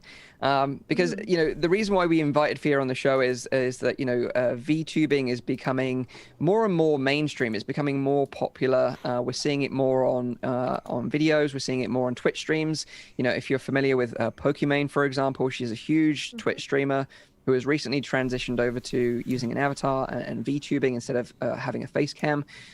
So I thought it was a really interesting thing. And then when I was doing research on VTubing, just from a personal interest perspective, I came across Phia's channel, and you should totally go and check it out, by the way. We've added a link in the description below. And basically what Phia's done is taking the concept of like educating people about virtual reality, but doing it in virtual reality as an avatar. And I think is a super smart move. And I think also you do a really good job of explaining things on a very simple level for people to understand, particularly newcomers who are trying to get into VR for the first time. So I think you do a great job there. And I think maybe what we should start with is like explaining what VTubing is for maybe people that aren't watching us live and can see your awesome avatar and your awesome background, and maybe for the audio listeners so they can maybe understand a bit more about what VTubing actually is. Yeah, so VTubing basically is the short form for virtual YouTuber, VTuber. And what that involves is somebody who uses a virtual avatar to represent themselves online. So VTuber is kind of a blanket term, and it can refer to somebody who does Twitch streaming as a virtual avatar, or other kinds of content as well. But obviously for me, I mostly do YouTube content. That's kind of the main thing I do. But there is kind of a divide between what makes a VTuber versus other kinds of content, because people often get confused if you are a VR streamer and let's say you're playing in VR chat. Just using an avatar doesn't necessarily mean you are a VTuber, because you need to have your own kind of like persona, like it's somebody that represents you and yourself. So that's kind of the short version of what VTubing is. Right, and I think that's a good summary there. I think it's a good explanation of what it is. And maybe you can talk about like how you got into that world and what sort of attracted you to it before, and also creating content around this on YouTube. Yeah. Yeah, so basically the way that it started out for me is a lot different than it started out for a lot of other VTubers out there. And for me, I discovered the program that I use to create my model. It's called Vroid Studio. And it's a free program that anybody can download. So anybody listening, if you want to, dip your toes in the water, you can download this program and create your own avatar from scratch. It gives you like a preset anime style avatar. You can, customize it all the way you want. And so that's how I started off, was making this avatar. And then I was like, okay, I have this avatar. What can I do with it? And that's kind of when I discovered VR chat, and I figured out that you could upload your avatars to that. And I was like, oh, there's cool things that I can do with this. This is awesome.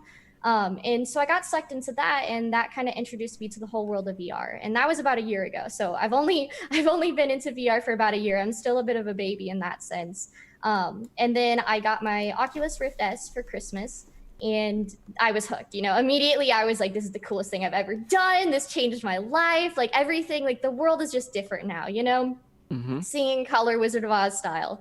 And so in February, I decided, like, look, I am obsessed with VR. I'm obsessed with having my avatar. There's so many things that I love about this, and it's so interesting. Was really bending my brain with a lot of, questions about identity and perception of just reality in general. And that's when I decided, what, I want to make a YouTube channel and talk about this, because that's what I care about. This is the thing that makes me really excited. And so that's kind of what started me off was, I want to show people why this is important to me. I want to show them why they should be excited about this and why it's important. And that's, I made my first video and my channel in a single day, is the same idea that I came up with it. And I've been doing it literally every single day since. And then a couple weeks later, that's when I got into Twitch streaming as well. And I used my avatar to do that. And I kind of joined the community like that after kind of figuring out what it was on my own. Mm-hmm. Oh. And prior to like doing this kind of content with your avatar, did you ever experiment with making like a YouTube channel with a traditional face cam, or streaming with a traditional face cam prior to this, or was this your first sort of foray into those platforms? Yeah, so I had attempted it a couple of times. I made like a funny YouTube video with my friends at one point. I had done a face cam stream or two, just for fun and stuff, just kind of seeing what it's all about. But this is the first time I've actually stayed dedicated and made more than like a single or, couple pieces of content. But yeah, I highly enjoy it. Yeah, and it's great as well. Like I said, especially for those, that are interested in VR and the kind of like stuff behind the scenes, and you delve into some really interesting and unique topics as well that aren't touched on normally. So I think that's something definitely unique to your channel. And maybe you can explain some of the tech behind the scenes, because I think that's a really interesting part to discuss as well. Like, are you using like a VR headset right now, or are you using like some sort of like head tracker, or how does the tech work in terms of what you're doing now? Yeah, so as of right now, what I'm doing is I am not in VR, and mostly the reason for that is just because I think the Zoom meeting call with so many people would probably be extremely laggy trying to load that into the program that I usually use. But what I'm using right now is a program. It's called Luppet. I'm using the paid version of it, and it tracks my face, tracks all my facial movements. Every time I blink, that is me actually blinking. I have hotkeys for all my facial expressions. So anytime I want to make a face, get surprised, I can do as much as I want. And then I have elite motion strapped to my chest, and that's how I can get like my hand up and move it around. Oh, cool. And do stuff like that. And so that's kind of the process. And this is what I usually use for Twitch streaming. So when I'm doing things like playing Jackbox, right? I have this avatar. But in the actual VR content that I make, I have a program called Virtual Cast, and I get to load in my avatar, and it's a Japanese program. So a lot of English-speaking people do not know about it. And so I load in my avatar, and then I can control, the facial expressions with, one index controller, and I can do all of my hands and stuff with the other. And it's kind of what I compare it to a lot is puppeteering. I basically have my avatar is kind of a puppet that I have to control, and I have to time everything just right, because not only are you presenting information and speaking, but you're also having to control, facial expressions and movements and time it all correctly. And I think people don't really realize what kind of goes into that a lot of times. Yeah. I want to ask a Twitch-related question as the resident Twitch streamer here. So, Sure. And this is the one I was holding before we opened the podcast. So, often when you're a Twitch streamer, you're doing 6-8 hour streams or something like that, and you gotta walk away and come back again, or you gotta take a drink or whatever it is, just something, because these things happen to be long. Like, is there like an AFK mode in these VTuber avatars? Like, is there a method of looking kind of natural and not just looking like you've dropped through the floor or something like that when you're in VR? Can you explain how that works?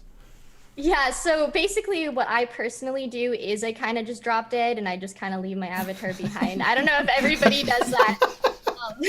I love that. But that's kind of my process. If I were to be a little more thoughtful about it, I would probably just click the scene off on OBS and just be like, bye-bye, Phia, just kind of leave the background behind me and not show anything. But I usually, I try not to leave for too long at a time. So if I have to step out, I just kind of leave her be, and, she just kind of slumps over and dead inside, but that's how it is. So you mentioned, that it's a Japanese program. In Japan, like, VTubers are huge. It's like a crazy big market. Now in the States, it seems to also grow. What would you say are the biggest differences right now between how it's growing in the States and what's already there in Japan? Because some people have it as a full-time job to be a VTuber, and it's not only being then in VR or using a program that tracks your face with a webcam, but it's also them being on Instagram, being on Facebook, on all these platforms, and they just have a version of themselves that they can just kind of render out for all kinds of products and things. Well, they're not even physically there anymore. Yeah, so that's a really interesting question, because obviously VTubing is something that started out in Japan, right? And that's kind of where it blew up. And specifically, the thing that really blew it up was this thing called HoloLive. And I don't know if you guys are familiar with that, so I'm just going to quickly explain it. It's basically a VTuber idol agency. So, just like any other agency, they recruit talent. So they find people who they think would make good VTubers, and they create them avatars. And then those avatars go and make content, playing Minecraft or talking to each other, being cute, moe moe, kawaii desune, all that stuff. And, it's kind of gathered this cult following where people are just obsessed with it. They love it because, there's so many of us who absolutely, we love anime. And what is better than having, sentient anime girls where they actually interact with you and they actually respond to you and they feel like real people. And that's a very big attraction for, obviously the Japanese community, because, that's where anime comes from. So the way it kind of spread to the US is that people got really obsessed with that and kind of picked it up. And it became a niche for a while. But now that HoloLive just opened up, like, their English-speaking talent, it's still very Japanese. Like, it feels a lot like the same HoloLive in Japan. But people are kind of, diving into that for the first time, which is, great. Yeah. And how do you deal with, like, a little bit of, like, like the creepy side of it? Because especially because, like in Japan, there's a huge male culture as well that is very invested in this, like, young girls in VTubing, or like these young girls kind of avatars. And we occasionally see these kind of games also pop up on the virtual reality store where, you see this kind of female avatar that you go like, I don't know if I should be, clicking on this or not. And you see in VR chat as well, as soon as someone has like a female avatar, like all kinds of creepy stuff goes on around there as well. How do you personally deal with that, being like, you know, being an anime character yourself? Yeah, so a lot of people do kind of waifu me. And they're like, oh, Fia's my best waifu, you know, like saying stuff like that. And, you know, it's obviously a compliment. Like, I love that, you know, they appreciate me. They appreciate my avatar. That's fantastic. But yeah, sometimes it does kind of go too far. I'd say kind of the worst comments that I get actually are more so about my my real life appearance. Because I'm, you know, kind of an exception. A lot of VTubers stay like fully VTuber and that's kind of their thing. But kind of my like thing that I do is that I'm both like real and virtual. My avatar is completely based off of my real life appearance. And so a lot of people, they'll go to like my Instagram and stuff, and I've had comments made where it's like, come on, girl, why didn't you use your real face? Like, you're so much more beautiful than your avatar. And it's like, come on, like, you know, I like using my avatar. This is a thing that I want to do. And those are probably where the worst comments come from, is when people try to get away from the VTuber aspect and kind of go for your actual, you know, real life body. You also have VTubers. Go ahead. You're saying that some people use a virtual avatar as some escape if they're not happy with themselves from maybe the outside or from the inside, so they just become something else that they aren't. That's what you're saying. Is that something you see a lot, or like, well, because like the people who do this, you know, that become a VTuber, is that a certain group of people, or do you see a lot of different kind of like characters? What is your Yeah, there's a lot of different reasons people do VTubing. You know, for a lot of people, it's an escape. Like you said, it's you know, I don't like the way I look, and I want to stream anyway, so I'm going to make a virtual avatar, and then I don't have to worry about it, which is, you know, very good reasoning. There's other people, if they struggle with identity in any way, like let's say they don't feel comfortable with their born gender, well, they can, you know, have an avatar that really represents themselves and how they feel, and so that's another reason. And then there's other people who just do it, you know, purely because it's fun. And I know a guy, his name is Foxy Joel. He's one of my favorite VTubers out there. And he draws monster girls, and that's what he really loves to do. So his avatar is a monster girl, and he uses his avatar while he draws monster girls. Wait, what's a monster girl? Because I'm just imagining a very beefy lady. Yeah. So kind of the concept of that is, imagine, you know, if you have a girl, but she's inspired by like a spider, or she's inspired by the Loch Ness monster, you know, like cute girls taking scary things and then making it into cute girls is what he does. Got it. Because we know this other, he used to be a VR YouTuber as well, but then he turned also fully to VTubing, and he took that very far. It's AI Angel, right? Do you remember what his her name is? AI Angel. Rogue Shadow. Rogue Shadow, yeah. Because he used to do VR content, and then he went all the way with the VTubing and doing the AI Angel channel, which is doing very well as well. Oh yeah. And how does that compare? Because like your avatar is more sort of like cartoony looking, like avatar. How does that compare? Because his is a bit more, I would say, it looks more like a 3D model. Like, is there significant differences in the way like you would set that up?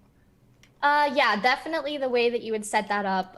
Well, what that really comes down to is production quality. So for me, I basically have utilized all like free resources. And that's kind of why I like to share what I do with people. I don't feel uncomfortable telling everybody.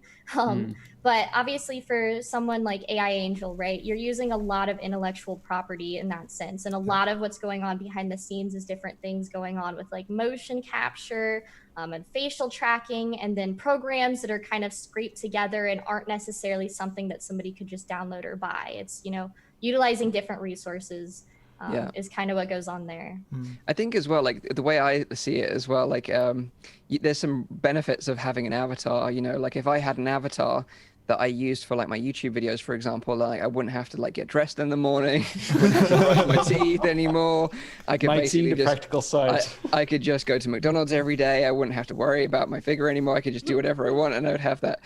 But I think also like you've also got like a degree of anonymity, and I know like for you example, you've shown your face on your channel anyway, and you know that isn't necessarily a problem. But I guess that is some of the attraction of this, is that you're anonymous to a certain degree.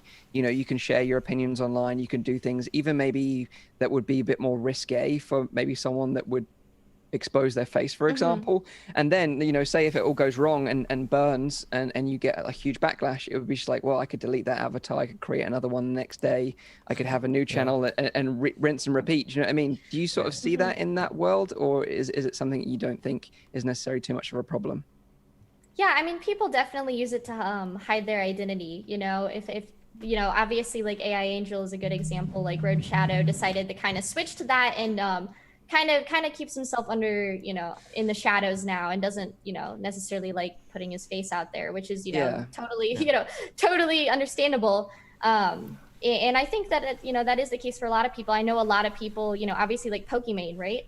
These are, you know, popular Twitch streamers, popular YouTubers who are switching to VTubing because of that appeal. You know, I'm in my pajamas right now. Like, you wouldn't know that. Like, and that's what we get to do. I don't have to put on makeup. I don't have to worry about, you know, my hair looking, you know, however. And I, you know, I love that. And I think a lot of people are really drawn to that.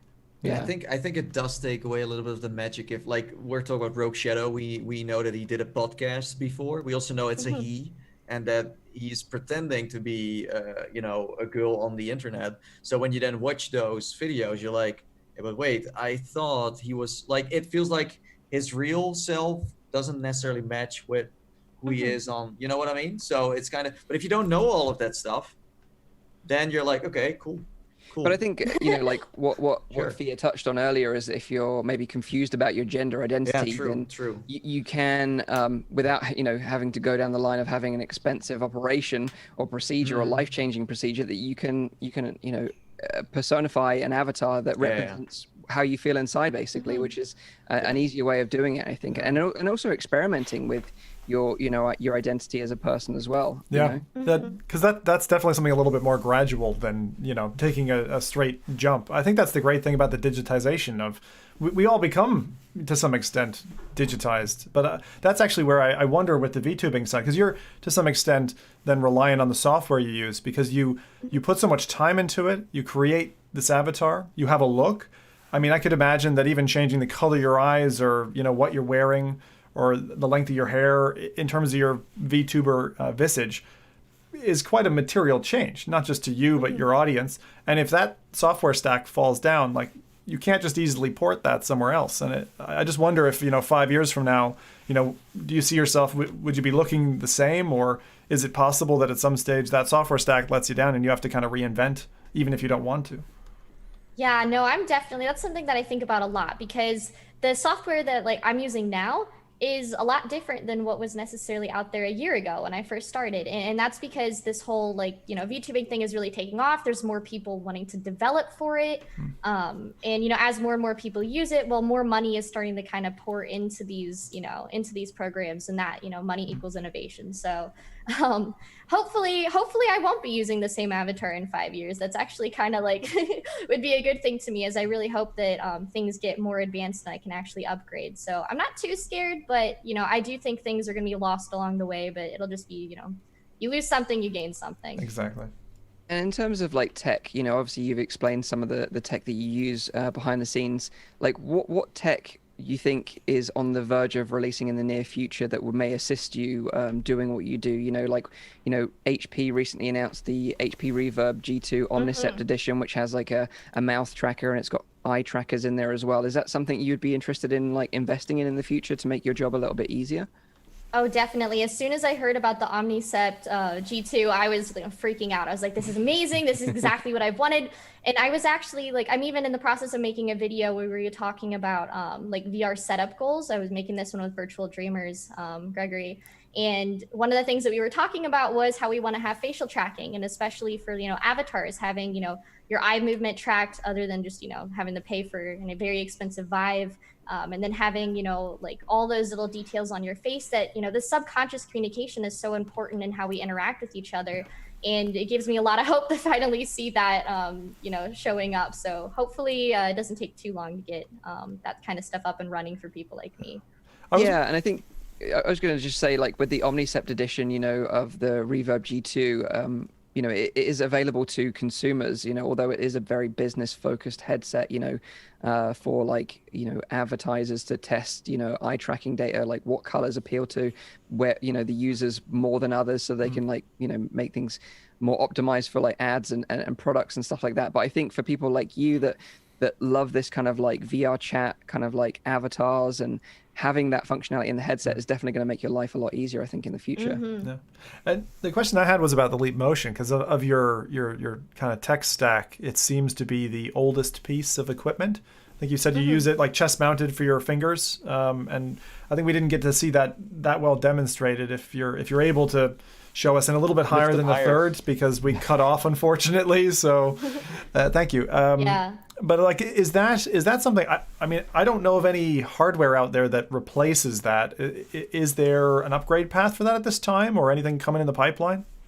You know? The closest thing that I'm kind of excited about would be, you know, the like EMG type of stuff where you put it on your wrist and then you can kind of track like what's going on with your fingers. Or the other thing that I was thinking of is, you know, with the Oculus Quest 2, right? We saw the Infinite Office where you're moving things around with your fingers there. Yeah. I'd like to see that kind of like transport over to the VR programs that I'm using as well. That's what I was thinking. Like, I mean, and maybe you haven't had the opportunity to try it, but the hand tracking in Quest and Quest 2 is really fantastic at this point. The only problem I have with that actually is that if you're using controllers a lot, now it seems to be a little bit like a jumpy dog. If you have hand tracking enabled, it'll like want to enable the hand tracking, even if you put down your controllers for half a second, and all of a sudden you're doing things that maybe you didn't mean to be with your pinches and pokes in there. But and that's what I was kind of probing at was, I don't know if there's any software bridge at the moment between that kind of an experimental but publicly released, you know, hand tracking mechanism, which seems to me to have much wider tracking than the limited range that the Leap Motion has, and let's say like VR chat or something like that, which would allow your imported avatar to then have maybe more fluid or wider span of motion for your arms, because that would be neat. But yeah, it would be really neat. I guess we're both just hoping that comes out at some point. So definitely. I know in healthcare there are several like methods for like, you know, that you can wear on your wrist, like just measuring muscular activity, and you can get fairly accurate training on that as well. I think that applications like that should exist. I just don't know if they're like available for like a consumer kind of version, but I'm sure certainly there are companies working on like these kind of, you know, wrist trackers that can probably get some kind of finger motion as well. So I am wondering one thing, and that is, so when, for example, we, you know, get the Oculus Quest 2, we make a video where we physically unbox it, we show it off. You do the same, because you also show yourself, your real self. But how does that work for, let's say, people who are completely VTuber, and some companies is like, listen, here's a product, check it out. Like, are you then making a 3D version of it? Or how have you seen YouTubers convert like different products into a virtual space? I'm really curious. How does that work? Yeah, I mean, like you said, I really think that comes down to having 3D models of things. And unfortunately, unless you are a very talented 3D modeler, you're not going to be making, you know, a model for every single product that you know, consume and buy that you'd like to make a video about. I haven't really seen too many other people make kind of like actual VR content the way that I'm doing. So I can't necessarily say that I've seen other people try and like cope around that. Most other VTubers kind of stick to the, you know, playing Minecraft or playing VR chat kind of thing. So I wish that I could say like, oh, you know, my friend, you know, so and so is doing this, but unfortunately not. You would think that because everything is virtual, you can take marketing to the next level. You know, where you try the car in real life, then you try it in a virtual space, and you can take it to the moon. Well, usually you wouldn't be able to. But you currently have those like kind of 3D modeling, you know, photographs that you have on your iPhone and stuff like that would allow you to create a model. Like, even if it's not that good of quality, but it would still allow you to make like a 3D model and bring that into a virtual environment using any kind of 3D tool. And I remember, you know, looping back to AI Angel, you know, she had a video on her channel where she was showing a Cybertruck, you know, Tesla Cybertruck, and she was like playing around with it, hitting it with a sledgehammer and stuff. And that, you know, that's a a form of that, product placement, and I'm sure we're going to see more of that in the future. But where do you sort of see this ultimately going, Phia? Sort of, have you experimented with haptics before, and what sort of technology are you most excited about that's going to help you moving forward? Yeah, so unfortunately I have not touched haptics, mostly just because of financial, that's something I'd like to invest in at some point. But definitely I think, oh yeah, exactly. We're just waiting. But the thing that I'm really excited about is kind of waiting for motion capture suits to kind of cross over to having VR compatibility. Because I would absolutely love having a VR suit, like you see in like Ready Player One, using something like that inside of VR chat and actually having my entire body tracked. Like, oh my gosh, that would be fantastic. And then, like we mentioned before, the whole facial tracking stuff, I do think that we're going to have that with headsets like the Omnicept Edition in the future, hopefully within the next, couple of years. And so, eventually at some point we're going to have our entire bodies kind of ready to go in a VR environment. And that's, really exciting stuff. Awesome. I had a question kind of maybe for fans of Phia. What was the beta version or the alpha version of Phia that was left on the cutting room floor that didn't make the cut? Were you Godzilla? What did you look like before you decided to go for kind of a low-res version of yourself? Yeah, I mean, this is pretty much exactly how I've always looked, except for it was a lot worse. Phia model was the very first 3D model that I have ever made. So this hairstyle was the very first hairstyle. I made every single individual strand. I drew it on. I did all the texturing for the model in Photoshop and imported it over. Wow. But I didn't have Photoshop back when I first started, so I literally did everything with click and point. I click and pointed every single single texture on the model myself. And then, over the course of the past year, I've slowly but surely kind of added things on, fixing the eyes to look nicer. I added a little, star shiny in there, making the hair look a little bit better and filling in spots that I kind of missed, and stuff like that. So hopefully she just keeps on getting better. But I think I've kind of hit a happy spot with where I'm at right now. Awesome.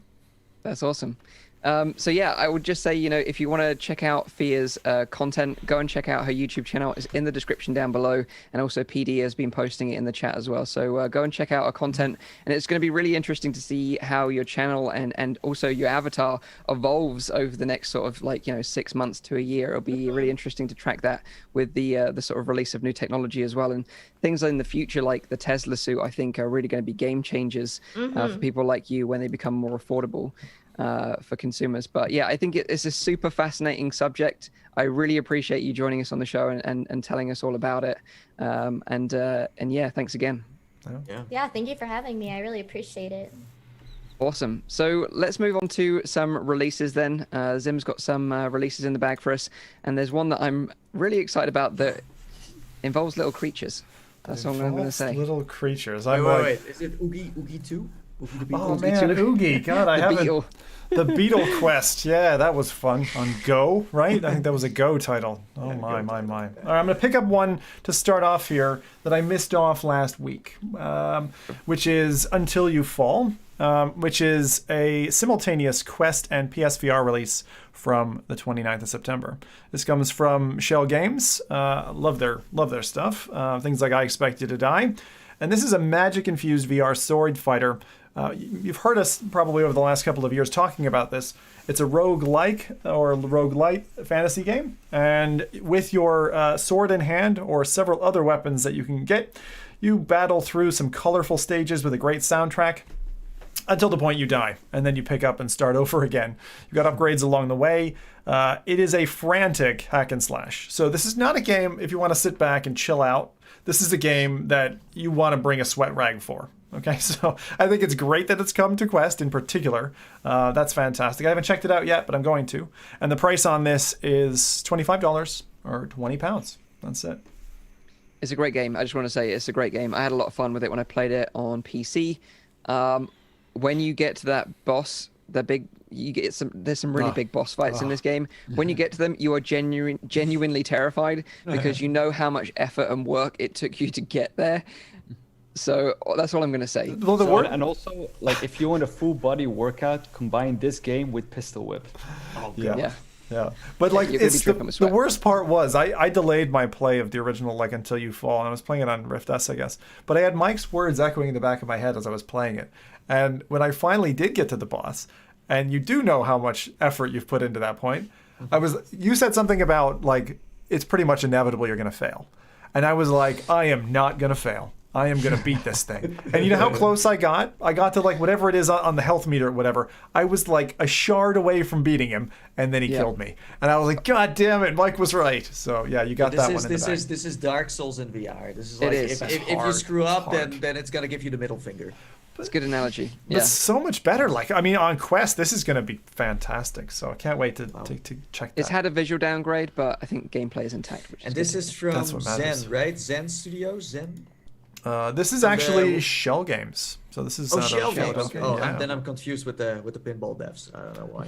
Yeah, I think. Random. Bit random that one there. Yeah, I know. So next, let's hop to another great dev studio, which is Resolution Games. I like them from like Akron and a few other things. Narrows, if you still have an Oculus Go, fantastic game. They're coming out with another one called Blast On, and this is coming again to Quest. I don't have a price for this one. Any of you boys know it by any chance? No. I'm gonna guess it's gonna be 15 pounds, and then probably like $20, just because of what it is, you know. So Blast On is the best thing I can say. It looks like a clone of Iron Lights, if you know what that is, from E. McNeil. It's a 1v1 battler where you're both standing on a kind of a stage, and it's a fiercely competitive 1v1 fighter. You've got to dive, duck, evade. You've got things like slow motion bullet. So you can kind of quickly get the gist of this. This is a game that you play with a buddy or a bot, and you battle it out. So that's basically it. But I've played Iron Lights. I had lots of fun. My wife kicking my ass at that, which is more like a little bit more medieval in its look and appearance, which is quite good. And now we've got Blast On coming, 3rd of October. I actually got to see a very early version of it when I was at their office in Sweden.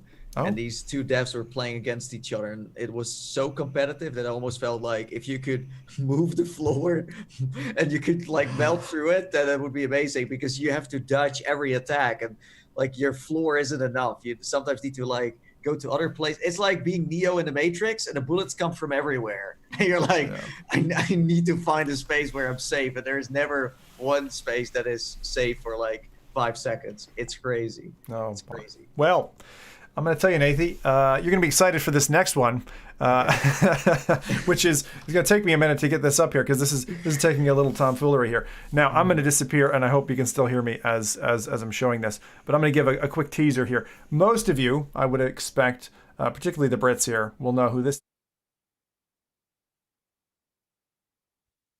is. So my voice isn't coming through on that one. So I'm just going to talk here and snap you images of this every so often.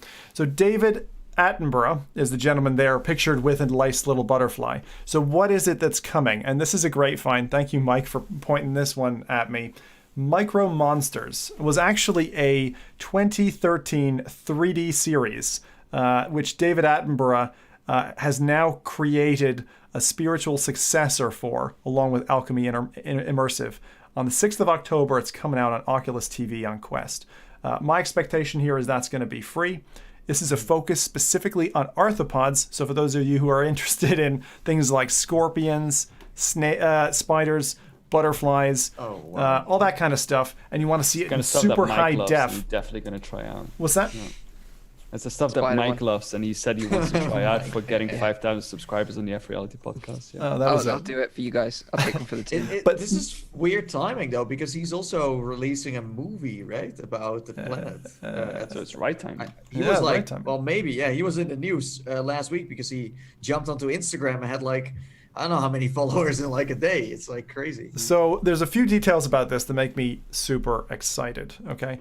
The first thing is that this is a 5-part series. There's 5 bits to it, but it's viewable at 8K resolution on Oculus Quest 2. It's viewable at 5K, and I think we got 5K Henry a little while back on Quest 1. So for anyone who's seen that and knows how detailed that was, and then you look at some of the images of this, it's it's starkly interesting. So are you guys like looking forward to this? You probably didn't know about it other than Mike, but You don't even have to ask. Of course I am. I'm a huge, huge fan of him. He's one of the reasons why I went into science in the beginning. So ever since I was a kid, I hugely admired everything that he's done. Yeah, I'm super excited about this. Like, there was a 3D VR, I think it was called Flight of the Conchords or something like that by David Attenborough.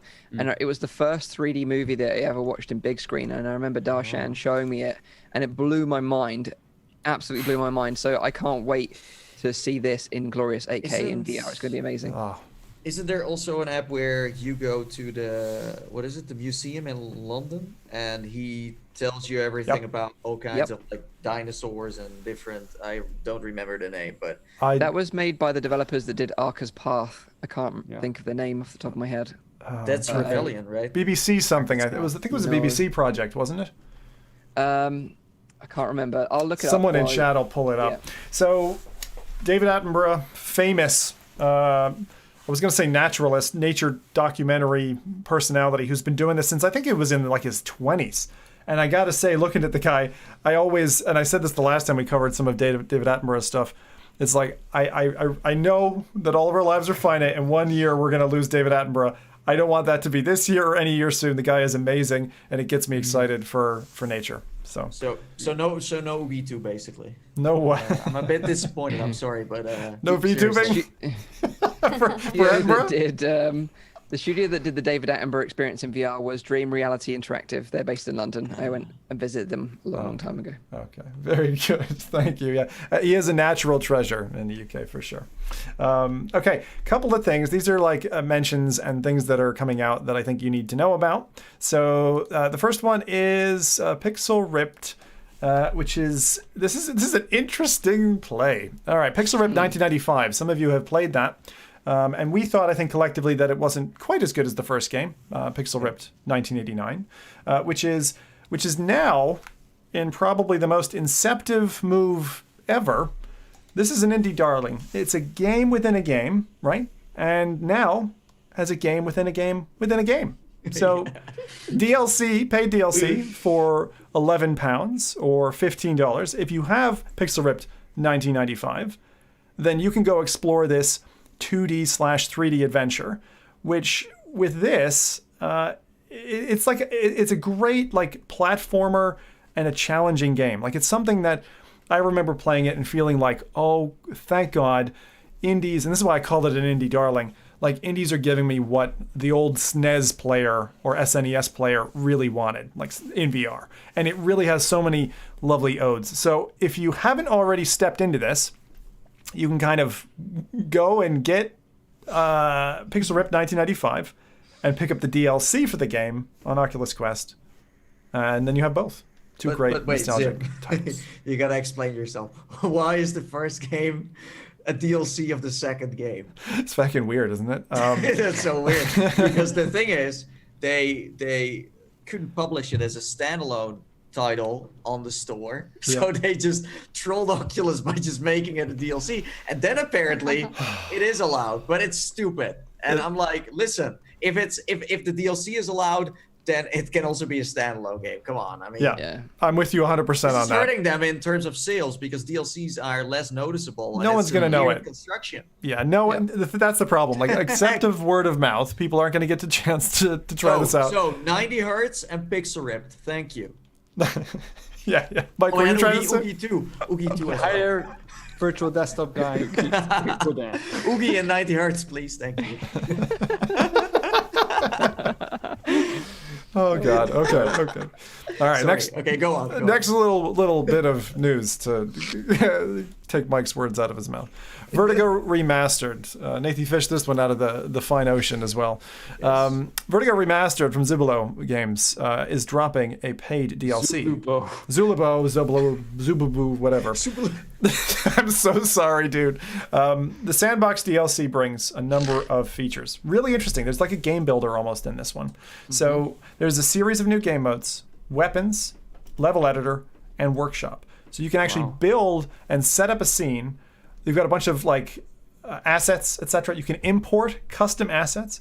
You can build out and work and play in this world. Now, this is a fantastic looking game. It's got the Steam Workshop integration, which means you can share your stuff. So actually looking at things like Boneworks, right? Looking at Boneworks with a very sharp eye and saying, hey, Boneworks, you haven't allowed this kind of mode. Why can't you build in APIs that allow people to go ahead and mod your game? This is like a lovely example of why, again, from an indie developer perspective, having like that openness and ability to go and inspire other creators. And this is coming from somebody who has already done that journey himself, right? Yeah. Has already built himself up from platforms which allow you to create. And now he's making a creation platform. And so I love it for that. Wow. And now you can get Phia in this game if you want to. That's a good point. You can. You could get Phia in. Oh my God, that would be neat. Oh, there you go. Player game. Yeah. There you go. That integration of like creating levels in VR and then publishing them straight to the Steam Workshop, that is genius, man. That's amazing. Yeah, we had him on the show actually a while ago. True. So if you're interested, go and check out that episode out. Vertigo 2 is still coming out this year, so we still have a banger. I mean, I thought that Star Wars Squadrons was it, but there's still Vertigo 2. That's a very good point. So that's due out this year still. I wonder if that'll get bumped. I hope so. I hope. Yeah. Well, and if he needs more time, then I'm sure everyone wants to give him the time. Yeah, absolutely. So Zach, I was just gonna say, I think you keep dropping these lovely gems. This is another one. I hope people, pay attention to it and start making some cool stuff that we can then talk about on future shows. So that's a good one. That's Vertigo Remastered, Sandbox DLC coming. So you can expect that on the 15th of October if that floats your boat. Okay. So a couple of other things before we get out of here. Now, we talked earlier about The Walking Dead that you shouldn't buy. And now we should talk a little bit about The Walking Dead that you also shouldn't buy because it's on Viveport for free. So The Walking Dead Saints and Sinners is now part of Viveport. It's actually been there since August 12th. And you can get this wonderful game. As I said before, I rate this game so highly. If you really want to go to town, this is a great game for you. Walking Dead Saints and Sinners, Viveport. Just a reminder, Viveport is not just for Vive owners, right? If you're a Rift owner or you've got a Pimax, you can actually leverage the service. Works a little bit like your Microsoft Game Packs and gives you kind of access to a whole bunch of games. Check out the library of games that are currently available on their website. And I think that's that. Nathan, you've probably used Viveport most recently. Any other titles that you'd say would hook people into going for the Viveport experience? So I haven't used it in like ages. Okay, so you're like 2 years or something. I can't tell you, but having an exclusive like this is totally worth it for sure. Yeah, and it's not too much. It's like a $10 a month, I think, is their price. Yeah, and I think Viveport is good for those that are brand new to the PC VR platform. Yeah. Because you got a whole back catalog of games that you can play for free without having to buy them piecemeal. Yeah. So I think for newcomers it's great. For those that have been around for a little while, probably not so interested. Yeah, exactly. Now, I like to save the best for last. So I tend to try to challenge myself with these releases and give you guys something that you maybe haven't heard of before. We've already done some pretty cool ones. Mike came in with the Micro Monsters. That's kind of my favorite from the bunch this week. But I'm bringing you something that Nathan commented I did on a stream maybe back when Quest started, which is I moved from this room to the room behind me, and I used the Guardian system to map both. If you want to do the same with an infinite Guardian, now you can, thanks to a lovely indie dev behind a project called Custom Home Mapper. So, Custom Home Mapper. With a one-time setup, you can trace and map the periphery of your entire house, your hallways, your closets, and all that. You mark out large objects. There's an easy addition system, so things like beds or couches or desks, you can mark those out. And as I said, one-time setup, so you do this once and it remembers. They've even got inside of this, not just mapping out your home, they've got games, they've got 5 or 6 games now available that you can play. So for example, in your house, you map your house out. You've got 200 different prefab items. You've got 20 different skyboxes to decorate and make it look great. This is on SideQuest and on Itch. And you can play Snake in 3D, Tactical Cover Shooter. It's got a better name than that, but I'm keeping it simple so you understand. Oh, God. There's a Castle Defender like the original. Do you remember the Vive demo with the bow and arrow? You can do that in a simpler version in your home.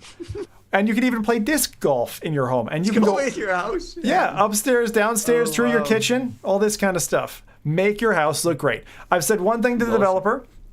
I've said, guys, I want to be able to do multiplayer, because the amount of people now are going to have quests, right? And be able to have like, I want that LAN experience that we had at Oculus Connect a couple years ago, where you have a LAN version party, but in a custom house that you've all made.